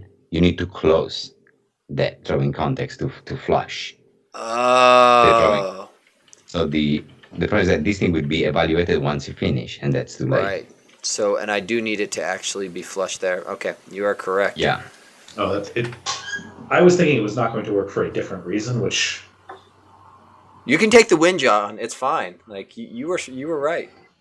well, the not working wasn't for the reason why I was thinking it wasn't going to work. There's a number of C# language features that don't work yet in Roslyn scripting, and I thought that might be one of them. I only know that the new C# 8 using works because we did it with the memory stream. Oh, And I would have expected it to blow up there if it wasn't going to work.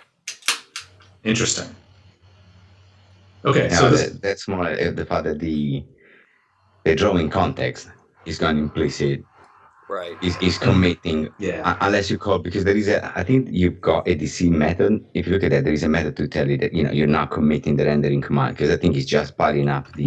Yeah, I believe you're right. There's some sort of like I close. don't know if it's flash or render. There is a thing that is really committing. Close, perhaps, but there was something else that I remember that you can use it to make sure that you flash. You commit the render. yeah, I'm gonna go with It could be probably close is the most likely option. Wait, is toDisplayString an extension method on object? Yes. Yeah. Actually, no. Even serialize to JSON. So toDisplayString is it's an extension method on T, which aligns it to the aforementioned formatter of T optimization. Ah ha ha. Clever. It might be more clever than it is intuitive, but that's how it works. Well, you guys are building the cool system. I just have to use it. You guys get to be the clever ones. Okay, this is really cool. Okay, so blow my mind, Jon. If I want to make this more than just grid, and I want to do this on any visual element, what's the magical incantation? So this is the formatter dot register. I believe the. So let's check it out. I have to be reminded of what the thing is called. Formatter dot. So what you're saying is when I come into here, right? I do something here. I think so. Let's just try an experiment. I thought that we had a more intention revealing name than just register for this case. But just try just to as an experiment. Mm-hmm. Try register type of. Oh, like generic type here, or no type of. Actually, maybe the generic does work. Maybe formatter of T with the superclass works. Try that. Let's put a visual there, right? All right, that's the easiest thing to do. Yep. So. Now the only thing is. So hold on. This actually that render size, so that actually works. No, but that's I think compiler error. Yeah, well, I think it's only because I'm trying to use render size here, and I have to go above visual. Framework element should be. Isn't a UI element? Oh. But I'm still thinking that this. No. Don't think about that. Remember that you just called before a register for grid. So do this. Element. So we need. I will try something a little bit nasty, just if you want to see that. At the top, do formatter dot.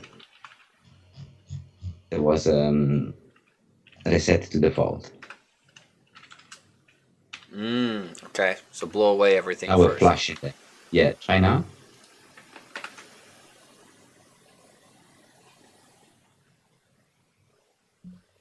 Yeah, you see. Now remove the first line because otherwise you keep resetting these. Right, and I'm guessing based on how long that took to execute that. If you now cast the grid to framework element.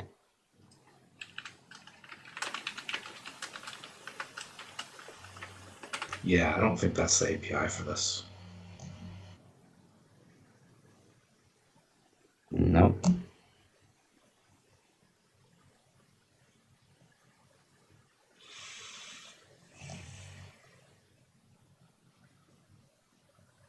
Oh, sorry.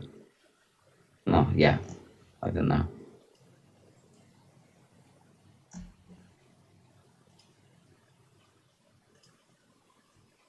It actually worked though. Right, Jon? I guess it depends on how it's doing the lookup, right? Yeah, I'm trying to find out how this works. This feels like something where I've done like a get type to key into a dictionary, not realizing that. No, it doesn't get. Yeah, it doesn't get type. It doesn't look at the type you're passing in. It's looking at the type you are. Right, which means you get bit if you derive from it. Yeah, let's see.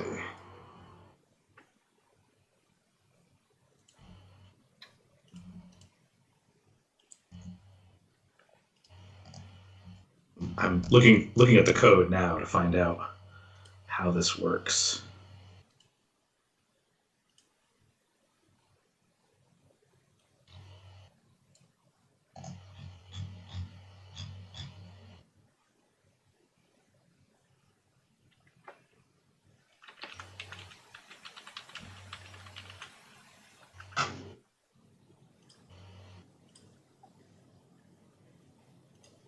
Yeah, if we could. Yeah, I think it's. Pull back all of these. This would be. If you one thing that you could do with it, which is reusable, that thing till the point where we build that PNG image, right? Mm-hmm. That is your render to image of any framework element, right? Yep.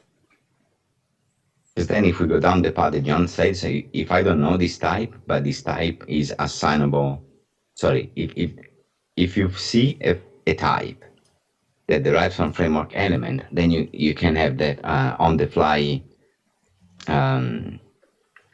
generator, which is gonna use this function to produce the image. Oh, you don't need to do that. Remove public static. Oh, I can That just. thing could be PocketView, but that thing could just really be PocketView. Oh. Okay. And then is Get image. get image. Yes. And then I will call it visual just so my code all gets to be the same. Yeah. And then I do this, and then I just extract all of this out, right? Yeah, all the way down. Yeah, and then we return a PNG. So PNG for now, and then this guy just becomes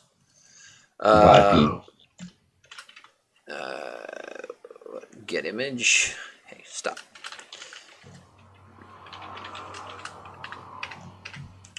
Boom. Something like that. Yeah, and then we should see if we can leverage the API John was mentioning to register on the fly for types that they have as can be cast to framework element. That one would be great, right? We want a way to automatically add new formatter. Yeah, because then I can go down here and do all. Because at that point, I now start querying the visual tree. Like, I've already got a code view into my view model. I've got a code view that can. It's like the immediate window. I think that's how you phrased it, John. It's the immediate window that I wish that I had. Yeah. Right? Which is just beautiful. Absolutely beautiful. I get my free immediate window. Mm-hmm. And then I just write whatever code I want. It's sort of like the benefits of the C# interactive window and the immediate window coming together in a nice, reusable, savable interesting thing context. Is, like you mentioned, if the whole thing injecting the remotable kernel in your app and everything, it comes down as a package, you can package these things as a WPF extension. So at this point, all this code that you've done, this logic to have the WPF formatter for these things. So if you see from types, all those things could be just done for you. So from your point of view, the user doesn't know. If you got any visual element, you just do it, and all these things will be available to you.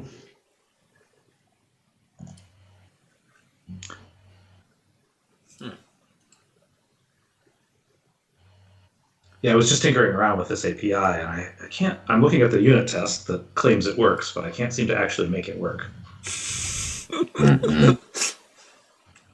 Well, the better question is, does the unit test pass? Because I can write failing tests too. Well, I mean, the unit test presumably passes. I guess that's true. I'm assuming they run on a CI system, and so. Well, that's the next question, right? Well, so this worked for me. What am I doing differently? So we could try this. The API, I made it work once. I've got another case here. I think, I see. Okay, it does work. In tinkering with it, there's an order of precedence in terms of how a formatter gets decided. Okay. And what I realized is that the order of precedence of an anonymous type, I was just using different anonymous types because I could keep creating new types on the fly. An anonymous type has a higher precedence rule. So this should work. Ah, okay. And it's probably not it's actually, I think, the expected syntax. Now I'm wondering. Formatter. Let's try this. So the way that I made it work just now was to do formatter dot register, and the rest of the signature is the same as you have it, except that it has an additional first argument that comes before the others, and it's a type. So pass in type of whatever, and then you'll have to do a pattern match or something. But I want to see if the generic version of it works. So what you're saying, Where'd I go? Where'd I go? So you're saying I can do this, right? All right, and I'm gonna do this for the moment, just to make it go away. All right, and then down in here, I have to do,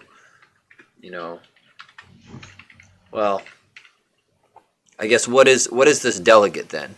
Do I have to type it like? No, the delegate is going to take an object. So inside of your delegate, you need to determine whether it matches some arbitrary rule that you. Why don't you do that, right? And then what is my else case need to be, right? Do I just not write anything and I'm fine? Or is there a way to fall back to the other string? Right? Because I don't think we have a fallback mechanism. Okay.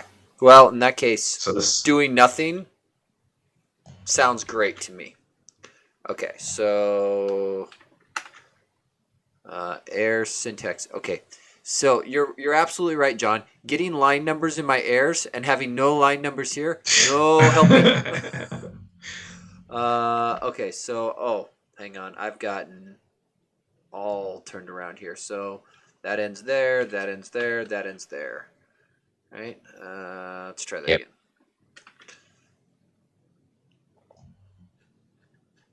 So that's a big block of negative. Unless there's something weird about the formatter register where I got to go clear them again. Well, you might need to, because if that type, again, it's lazy. If it's already seen that concrete final type, then you've already registered a formatter for it. So yeah, this might work.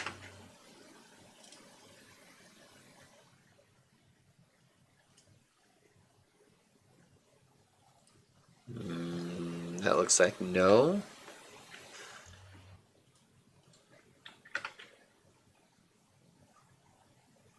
Seems like the answer is no. Okay.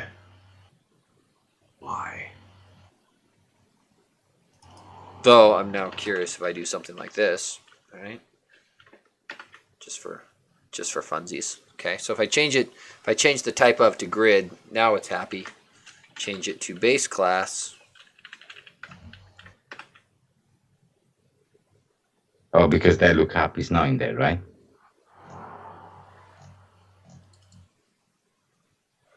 Yeah, so it still seems like because again we look up on type. Yeah. I mean, I could reflection register this thing, but that feels yucky to me. No. We already do all of that horrible stuff for you, which is how these APIs work. I approve of someone else doing the horrible work. So. Because then my code looks pretty, and I can just pretend like the foundation I'm built on is pretty as well.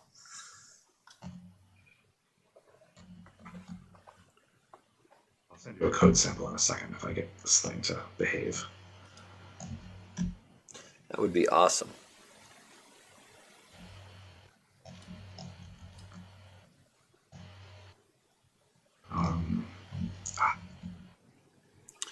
So while you're looking at that, Diego, I'll ask you this question. If you wanted me to submit this as a sample, I'm guessing somewhere under these samples, I don't quite know where I'm putting this because it looks like we have a folder called extension lab, isn't it, John? Yep. So that's where probably this thing should go. So scroll up. Sorry. A little bit higher. Is inside the source. Ah. Somewhere in here, perhaps? Extension lab. There is that project. Ah. As a prototype, I would put all these utilities for you to render and all that tooling. Gotcha. Would you want a folder with the whole WPF project in there, or probably actually you're making a good point. If you go back to the root directory inside the example, probably you were looking in the samples. There is a new type of sample because that's why you're using the extension that would be the connect API. So you want to give the full sample of this WPF spinning off the. So we're looking for something in here for connect API. Yes, and then something inside like of that. there, the WPF one goes. Okay.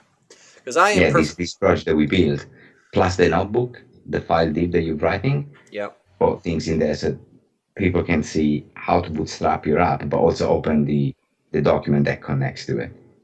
Perfect. Okay. Well, naturally, I now have to fork into a pull request because people asked where this code was going to go, and so I think the answer is going to be it will end up inside of here at some point, but there will be a pull request with that shortly thereafter. Much fun. So hopefully straight up in the .NET Interactive one. Mm-hmm. Unless Jon rejects the pull request, which is perfectly reasonable. It would not be his first time rejecting one of my PRs. It's just what I do. As long as there's tests. Actually, I don't think we have tests for most of our samples, but the extension lab stuff does. Okay, so you sent me code. I did send you code. So I'm going to take this. So that works on my machine. I like that. If it doesn't work on your machine, I will send you my machine. Perfect. So here's an example of how to use this just-in-time registration formatter. Okay, so I'm gonna take this real quick, and as I learned a moment ago, let's see, Control P. You can also do clear all outputs, by the way, which can sometimes. Yeah, where is Control Shift P? Control Shift P. There we go. Clear all cell outputs. Perfect. So I'm going to put your stuff right here. All right, and so this works. Yep. And we have high. So what? Okay. So that's just demonstrating that formatter lazy registration said, "Hey, I understand what this type might be a match for the object that was passed in." Okay. And this includes open generic registrations, which you said you wanted us to handle the horror of reflection madness for you, and we have done that. I just sure, that'll be fine, right? So yep. I just want to. Oh, so this is the problem, right? Is you could just do a list of a different type as well. Yeah. Okay, so that clearly works. The question is, does it only work with? And I did see it work as well with a non-generic type. So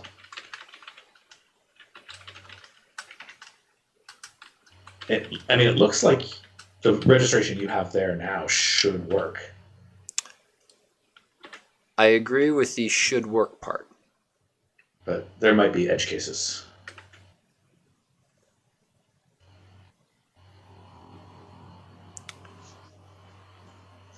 It's doing a whole lot of something. Wow. And then outputs nothing? Oh, no. It was generating up this whole big thing. There's the difference. So I think that means I'm never hitting that lookup. Mm-hmm. Yeah. So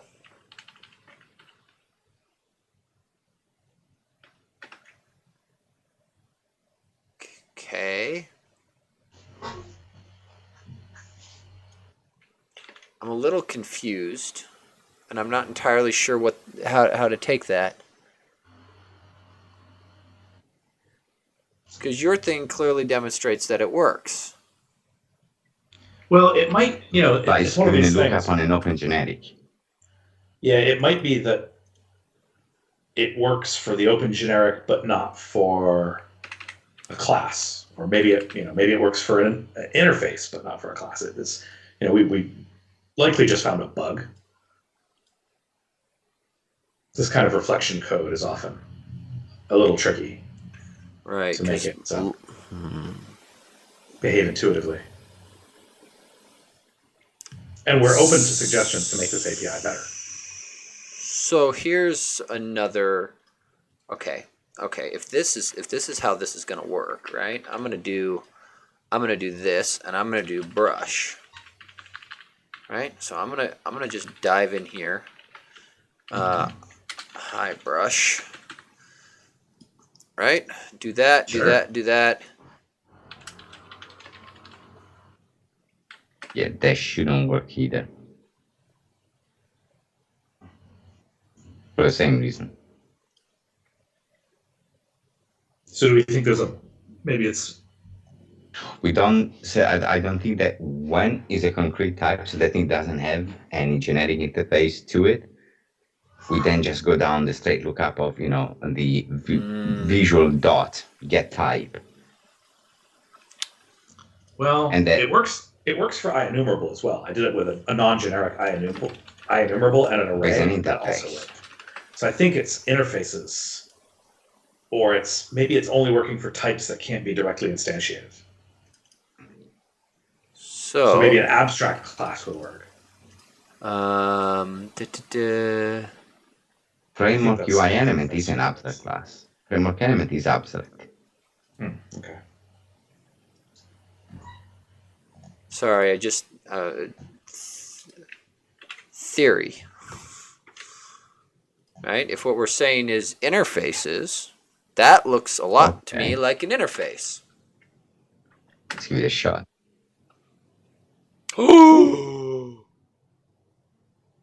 So something about, I think you were right on the mark then, Diego. It appears that it has something to do with interfaces versus actual classes. Yep. Yeah, what it looks like from the code. So we have this extension method in the code, and it's if the type cannot be instantiated. So it has to. Yeah. Type cannot. I would think it would work for abstract class though. Well, so hold on though. Let me check because I'm not convinced. Is framework element abstract? I think so. I'm not so sure. Yeah. So that's the difference. Then probably the UI relax element. that. Yeah, I was gonna say let's keep going up the food chain because. But even UI element is not. Okay, one of you guys is. Visual it is. So let's try that. Yeah, but visual doesn't give... Oh, I see what you mean. Yeah. I'll just register on visual, right? And then... I think that's where you started anyway, right? But we were just using... But, well, we had to bail because I needed render size, because that's the problem with going to visual, is you don't know how big to make it. Visual no worky. Well, but did you reset the formatters? Yeah. No, I think you did with the interface. Yeah. It should work for the abstract. Anyway, okay. It's a bug worth digging into. Excellent. And there'll be a recording when you can't remember what I did wrong. You'll be able to send me a timestamp and say, hey, by the way, this is where you made your mistake. I'm still not sure where you made your mistake. Well, but the nice part is, so I can get away with, I can cheat the system if I know that it's an interface, and we can get rid of the hi now because we are getting through there. Thank you very much. And we know that that is meaningless, so I'm going to not bother to include that. Yeah, and I don't need the one anymore. So and there's that, and I can get rid of my reset to defaults. So just make sure that it still runs again. You should be happy. Poof. There we go. Lovely. Cool. Excellent. Anything else? I know I usually run about 2 hours, but that is a very loose time frame. But the other thing that's blowing my mind is that we got few other transfer. And another way we can connect to remote kernel is not just through name pipes. So here you could you could be running this app completely remote, and then we could be able to bridge to that via SignalR. So I guess let me ask this question then: what is actually required for these kernels, right? Like, could I go and drop this on, say, a Xamarin app, and effectively do the same thing? Assuming if I can do it over, like, say, SignalR, right? If I can get a connection, Yeah. is there, like, I guess my first question is, could I do it? And if so, that one very much excites me a lot, because I know there's been a lot of work around, like, the Xamarin stuff to do it. And then what about, is there anything in here that would cause it to fail on, say, iOS? Because on iOS you don't get, like, any sort of, like, reflection emit APIs. There's no dynamic code generation. All I'm of not that sure. stuff So blows up. yeah, some of the formatter stuff is going to blow up on iOS. So that's going through reflection. Yeah. Well, I don't know where you get else. reflection. It's just code generation with, like, the emit library. You can't generate IL. No, we don't do emit. Now I The kind only of part here that will not work probably is that Well- line 31. The Roslyn part. scripting. I mean, the whole thing depends on Roslyn Oh, scripting. it's Roslyn Does Roslyn scripting. scripting run on And that doesn't mean. on iOS? I would think it would have to. Yeah. because that might be an interesting one for me to try, because that I would not be opposed. One, I want to go play with Maui anyway, so I pulled down the latest Net 5 Preview 7. Is that what we're up to now? I think so. Yeah. So like that would be a fun one to go and play with, because I could see that getting, like, that would be awesome, right? If I could get this level of an interactive window into an app that just is, maybe connected to my same Wi-Fi or whatever, and going across. So you mentioned SignalR. Is there a magical helper then, rather than this username pipes that you get for No. Not currently. But what I heard is you're making one. Well, Well, we use the API internally. It's just that there is no public gesture at the moment for you to. To go across there.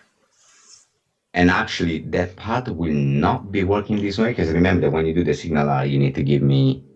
I don't know how you're gonna build the host, right?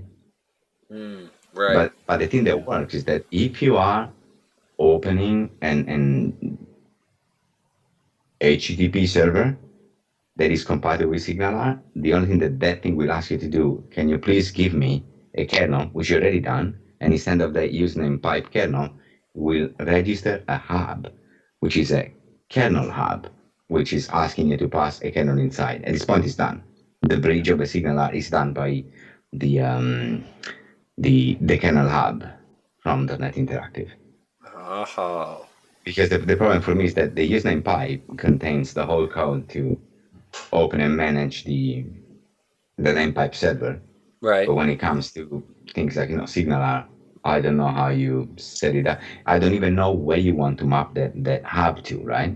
Because you still got the freedom to say, oh, on my system, it's not called kernel hub, it's whatever on this route. So you still got all the freedom to decide that part. So it's something that is more about how you set up the pipeline that creates your ASP.NET orchestral Gotcha. server, right? Right. But still, we will give you what if you've done the job for your app to set up how it's listened to incoming HTTP call and it's compatible with the hub with the Signal API. You can just use the kernel hub class that is doing the whole work of marshalling these, and then you back to exactly what you saw. From the client perspective, is only that you're using when you do the hashband connect. Mm-hmm. Instead of saying name pipes, you would say SignalR, and of course, instead of name pipe, it's going to ask you for the hub URL. Right. So That's the only.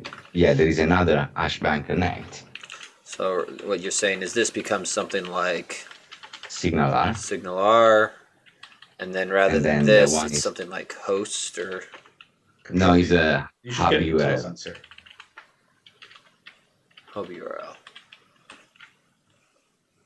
And that's, HTTPS, whatever you want. Yeah.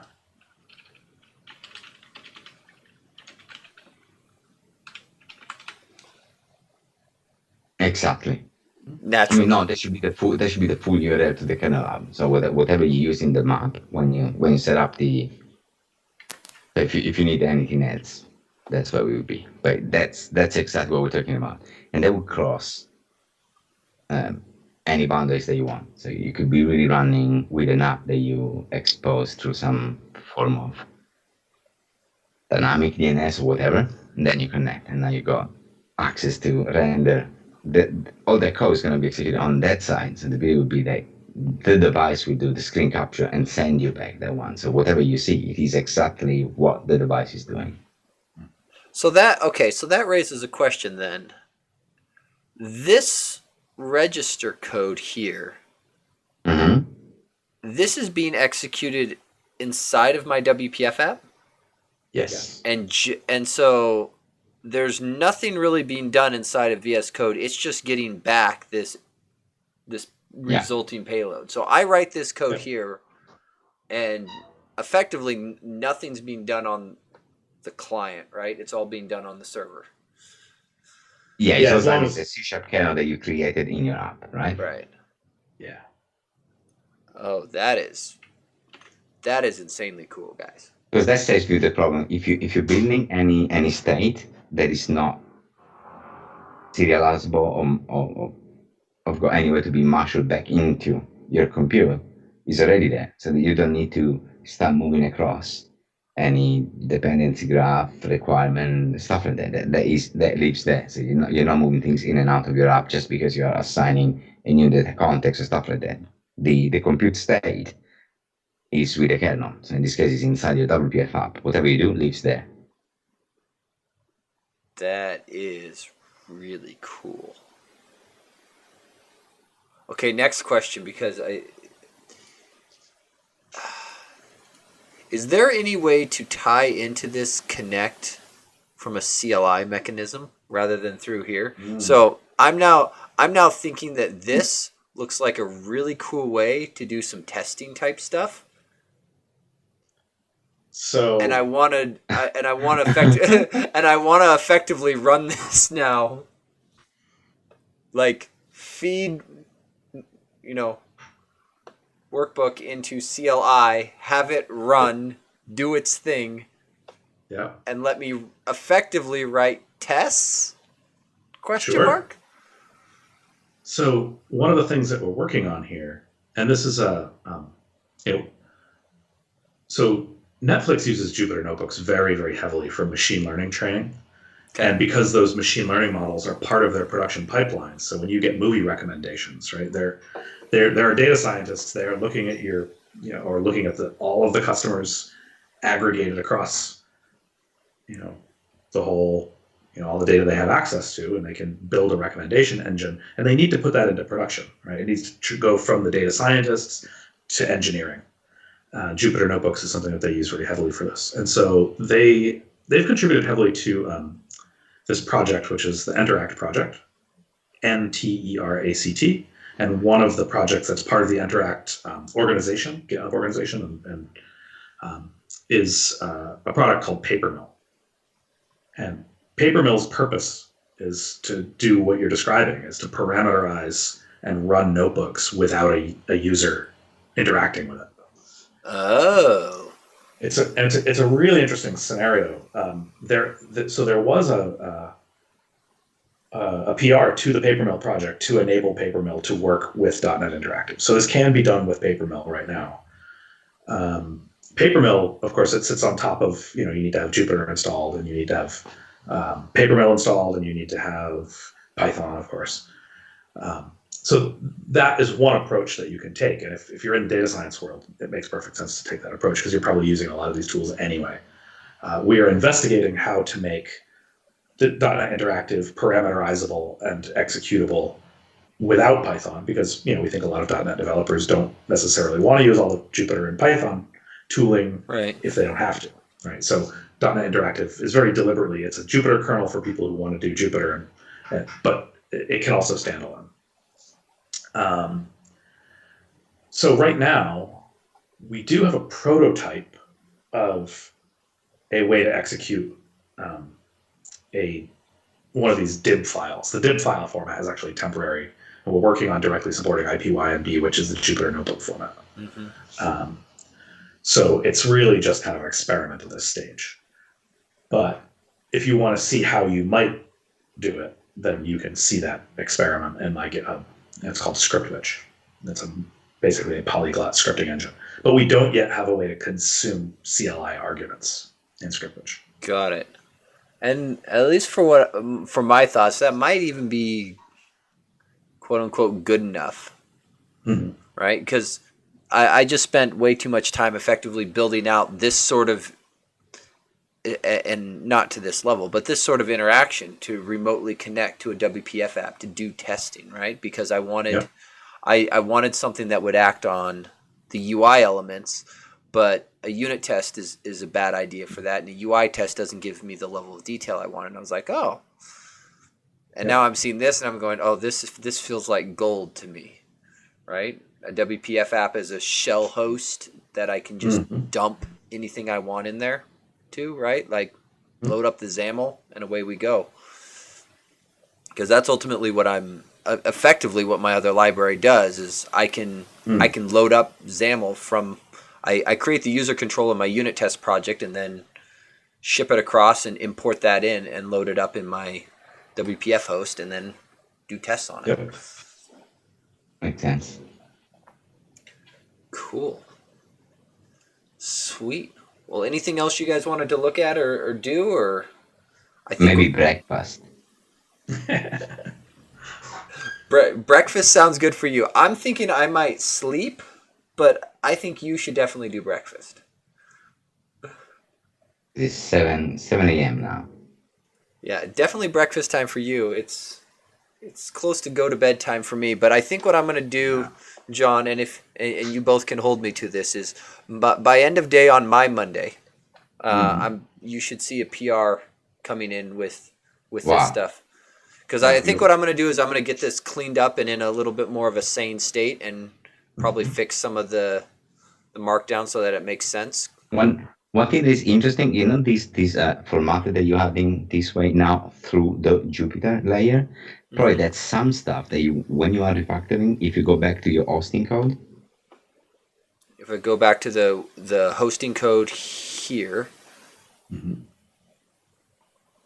Yeah, you could do that formatter class, I think, is get executed here. So all the formatted logic that you've built can be hidden completely from the user here. So your default formatters could be done. Oh, inside of here. Yeah, you see the method when we call that use default formatting. We add a few things there the same way. But imagine that you create a static method, right? Yep. That is your use WPF formatting. And all that code you wrote, oh, this is how you do a brush, or this is how you do a visual. All that thing gets off. So at this point, you don't really do anything like that. You can, and there's a further turn of the crank you can do on that, which is we support adding kernel extensions inside of a NuGet package. So you can write a bunch of code and then import it using # NuGet into your notebook as well. And then bring it in. Yeah. Yeah, I was, when you were doing the original title, and you were talking about the dispatcher, I was about to suggest the classic thing that scares Jon, which was, let's import reactive. and because then you could have done the classic, observable.interval.observe on dispatcher, and then you keep changing automatically on a timer the title through your bindings. But that would have been the point where you would have gone. The app might not have it. You might need it for your scripting. So you could just go, #r NuGet system.reactive. Boom. Now the thing gets injected into the app. You can start using those DLLs, and extension eventually comes with that without having to add. If your app doesn't use reactive, but in your creating the app, you want to leverage some additional libraries, you're completely free to do that. Oh, interesting. Yeah. This might get a little bit into the weeds, but how does that handle assembly versions, right? If say the WPF app has reactive version old and I pull in reactive version new. I think they should coexist. They should coexist because when you do the .r, that thing goes into C# interactive, which is using its own assembly metadata resolving. Got it. Unless you have injected also a specific version of system.reactive into, but I think that we don't allow you for is one for a user experience point of view. You can't write in one cell load signal R version 3 and then the next cell also bring in version 5, because that becomes confusing on the way we resolve. Right. But it doesn't matter what you already got. I mean, you notice when we started, I mean, you have the magic £R, right? Right. Line 61. So despite that you are inside that assembly is not part of the assembly resolution context of .NET Interactive. So the injection of system reactive or whatever you want is within the C# scripting problem. It's not. Okay, that makes sense. If you go in here and you start trying to pull out, unless you do the get variable and you try to pulling out types from the C# scripting, the set of assembly being loaded here can have a mismatch. It's allowed to have a different set shape. Gotcha. Sweet. You guys have made it way too easy. I really like this. I think this is absolutely amazing. And especially being able to set this kind of stuff here. Because I think what I want to do is get some of this cleaned up, because it feels like there's like 3 different things happening inside of this. And I think I want to break it apart so that I can at least attach some meaning to what's going on in each of these areas. Just to make that flow a little smoother. Sure. Yeah. But yeah, like I said, I will get a pull request open, and then you can reject it and tell me all the things that I did wrong, and we can go from there. Because this does seem like something that's amazing. So this pound connect, you said that was added. So, okay, maybe I'm just missing something. So how is it that when I say pop this, right? Yep. So where the heck was this thing added, right? Because this thing is now waiting for the other args that we would normally specify here, right? Oh, okay. Yeah. So the part here you're missing is that VS Code is running .NET Interactive. You are running .NET Interactive too. So that hashband connect is one of the magic commands that are available by default in .NET Interactive. So you are asking, remember the hierarchy? Here we're talking about the If you go back to the notebook and type hashbang ls magic. This is another one. Let's not do it here. So hashbang magic. ls magic. Just type L and then do control space. Okay. And run that. Holy. The custom formatter, I think, intercepted it. Yeah, no, but you did a reset. Here, let's just do a new one here, right? No. You have resetted the default formatter of the .NET Interactive. I think you have to restart the kernel to get the original LS Magic formatting back. To get this guy back. So, but this is another interesting thing, right? Is that LS Magic itself uses the formatter infrastructure to provide its output. So if I do this, you're unhappy. Restart. And then I'm going to comment this out because I don't really want that guy to run. So sit you connect, and now I do this. Right, so this is a place where the theming doesn't work, but this is the list of magic commands, right? So you can look through this. And this is, as you saw, this is user extensible, right? So your hash, effectively connect is extending this list of magic commands for you. When you use connect, you're saying, create me a subkernel called WPF, and so you'll see hashbang WPF in this list. Oh. There it is. So, for example, right there. And there's your signal R. Yep. Oh, that is cool. Okay. And this is a classic Jupyter command, right? Jupyter as well. And if you're in Jupyter, you can do ls magic with percent in front of it instead, and you'll get the list of all the Jupyter magic commands. So this is it's a well-known convention that we adopted. Gotcha. Somebody forgot their help output on a few items. Oh, that's true. Nice. List all available magic commands and directives. Sweet. Okay, I'm saving that one. That one may not make it in the pull request, but that one's going in my notes. Cool. Well, any I guess other parting words before we let Diego go get his breakfast? What's for breakfast? I don't know. Got a long day skateboarding in the woods. Sounds pretty good. I need substance. Yes, very important. Well, perfect. Well, once again, thank you guys for coming on. This was awesome. Yeah. I found this to be. Well, thank you for doing all the heavy work. That was supposed to be my job, but you did it. Thank you. That was great.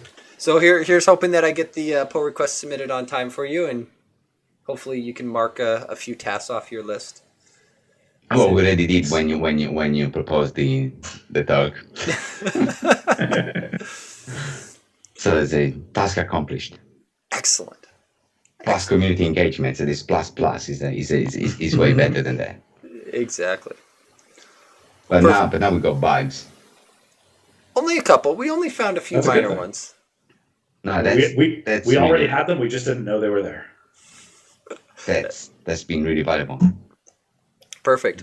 What I would say, if people wanted to help out, get involved, or do anything, point them to the .NET Interactive. Yep. Yeah. Yeah. If you look at issues there, some of them are tagged with help wanted and good first issue. Perfect. Drop that one in.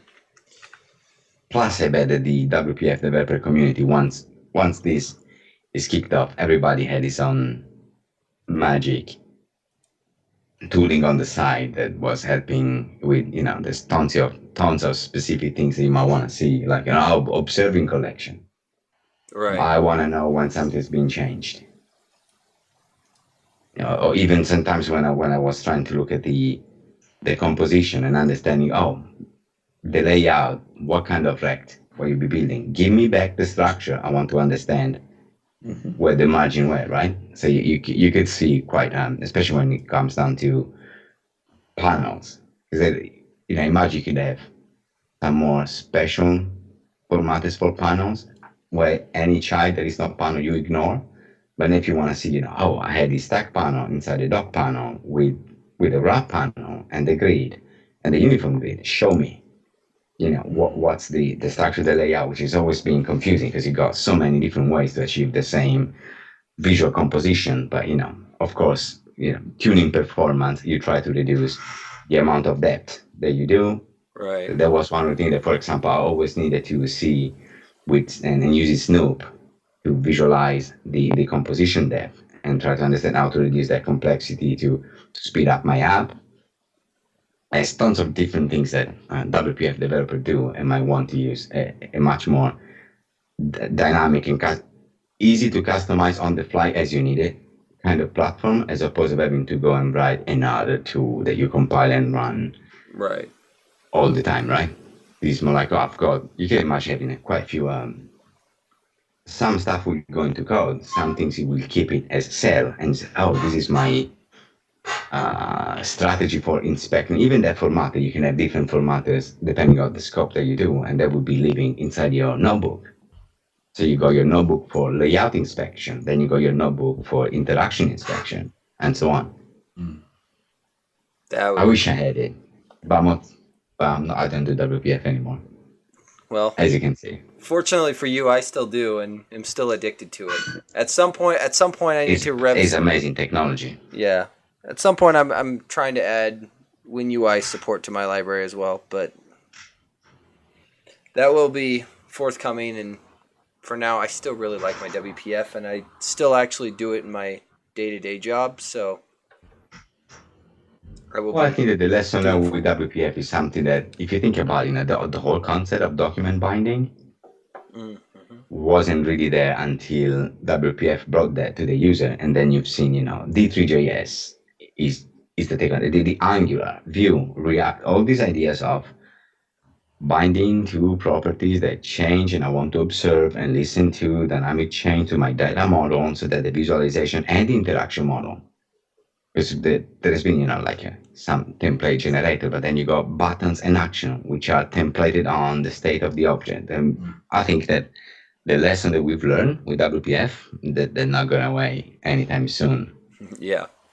Regardless of what framework you end up using. Because I think even some of the rendering in iOS, at some point they started looking into the idea of observing properties changing on the object bound. Even in Objective-C, they introduced things that they in iOS development quite a while ago. Mm-hmm. Well, perfect. Well, I think with that, guys, I will say signing off. Again, thank you guys for coming on. Everyone else? Awesome way to slide into the Saturday, right? Yeah.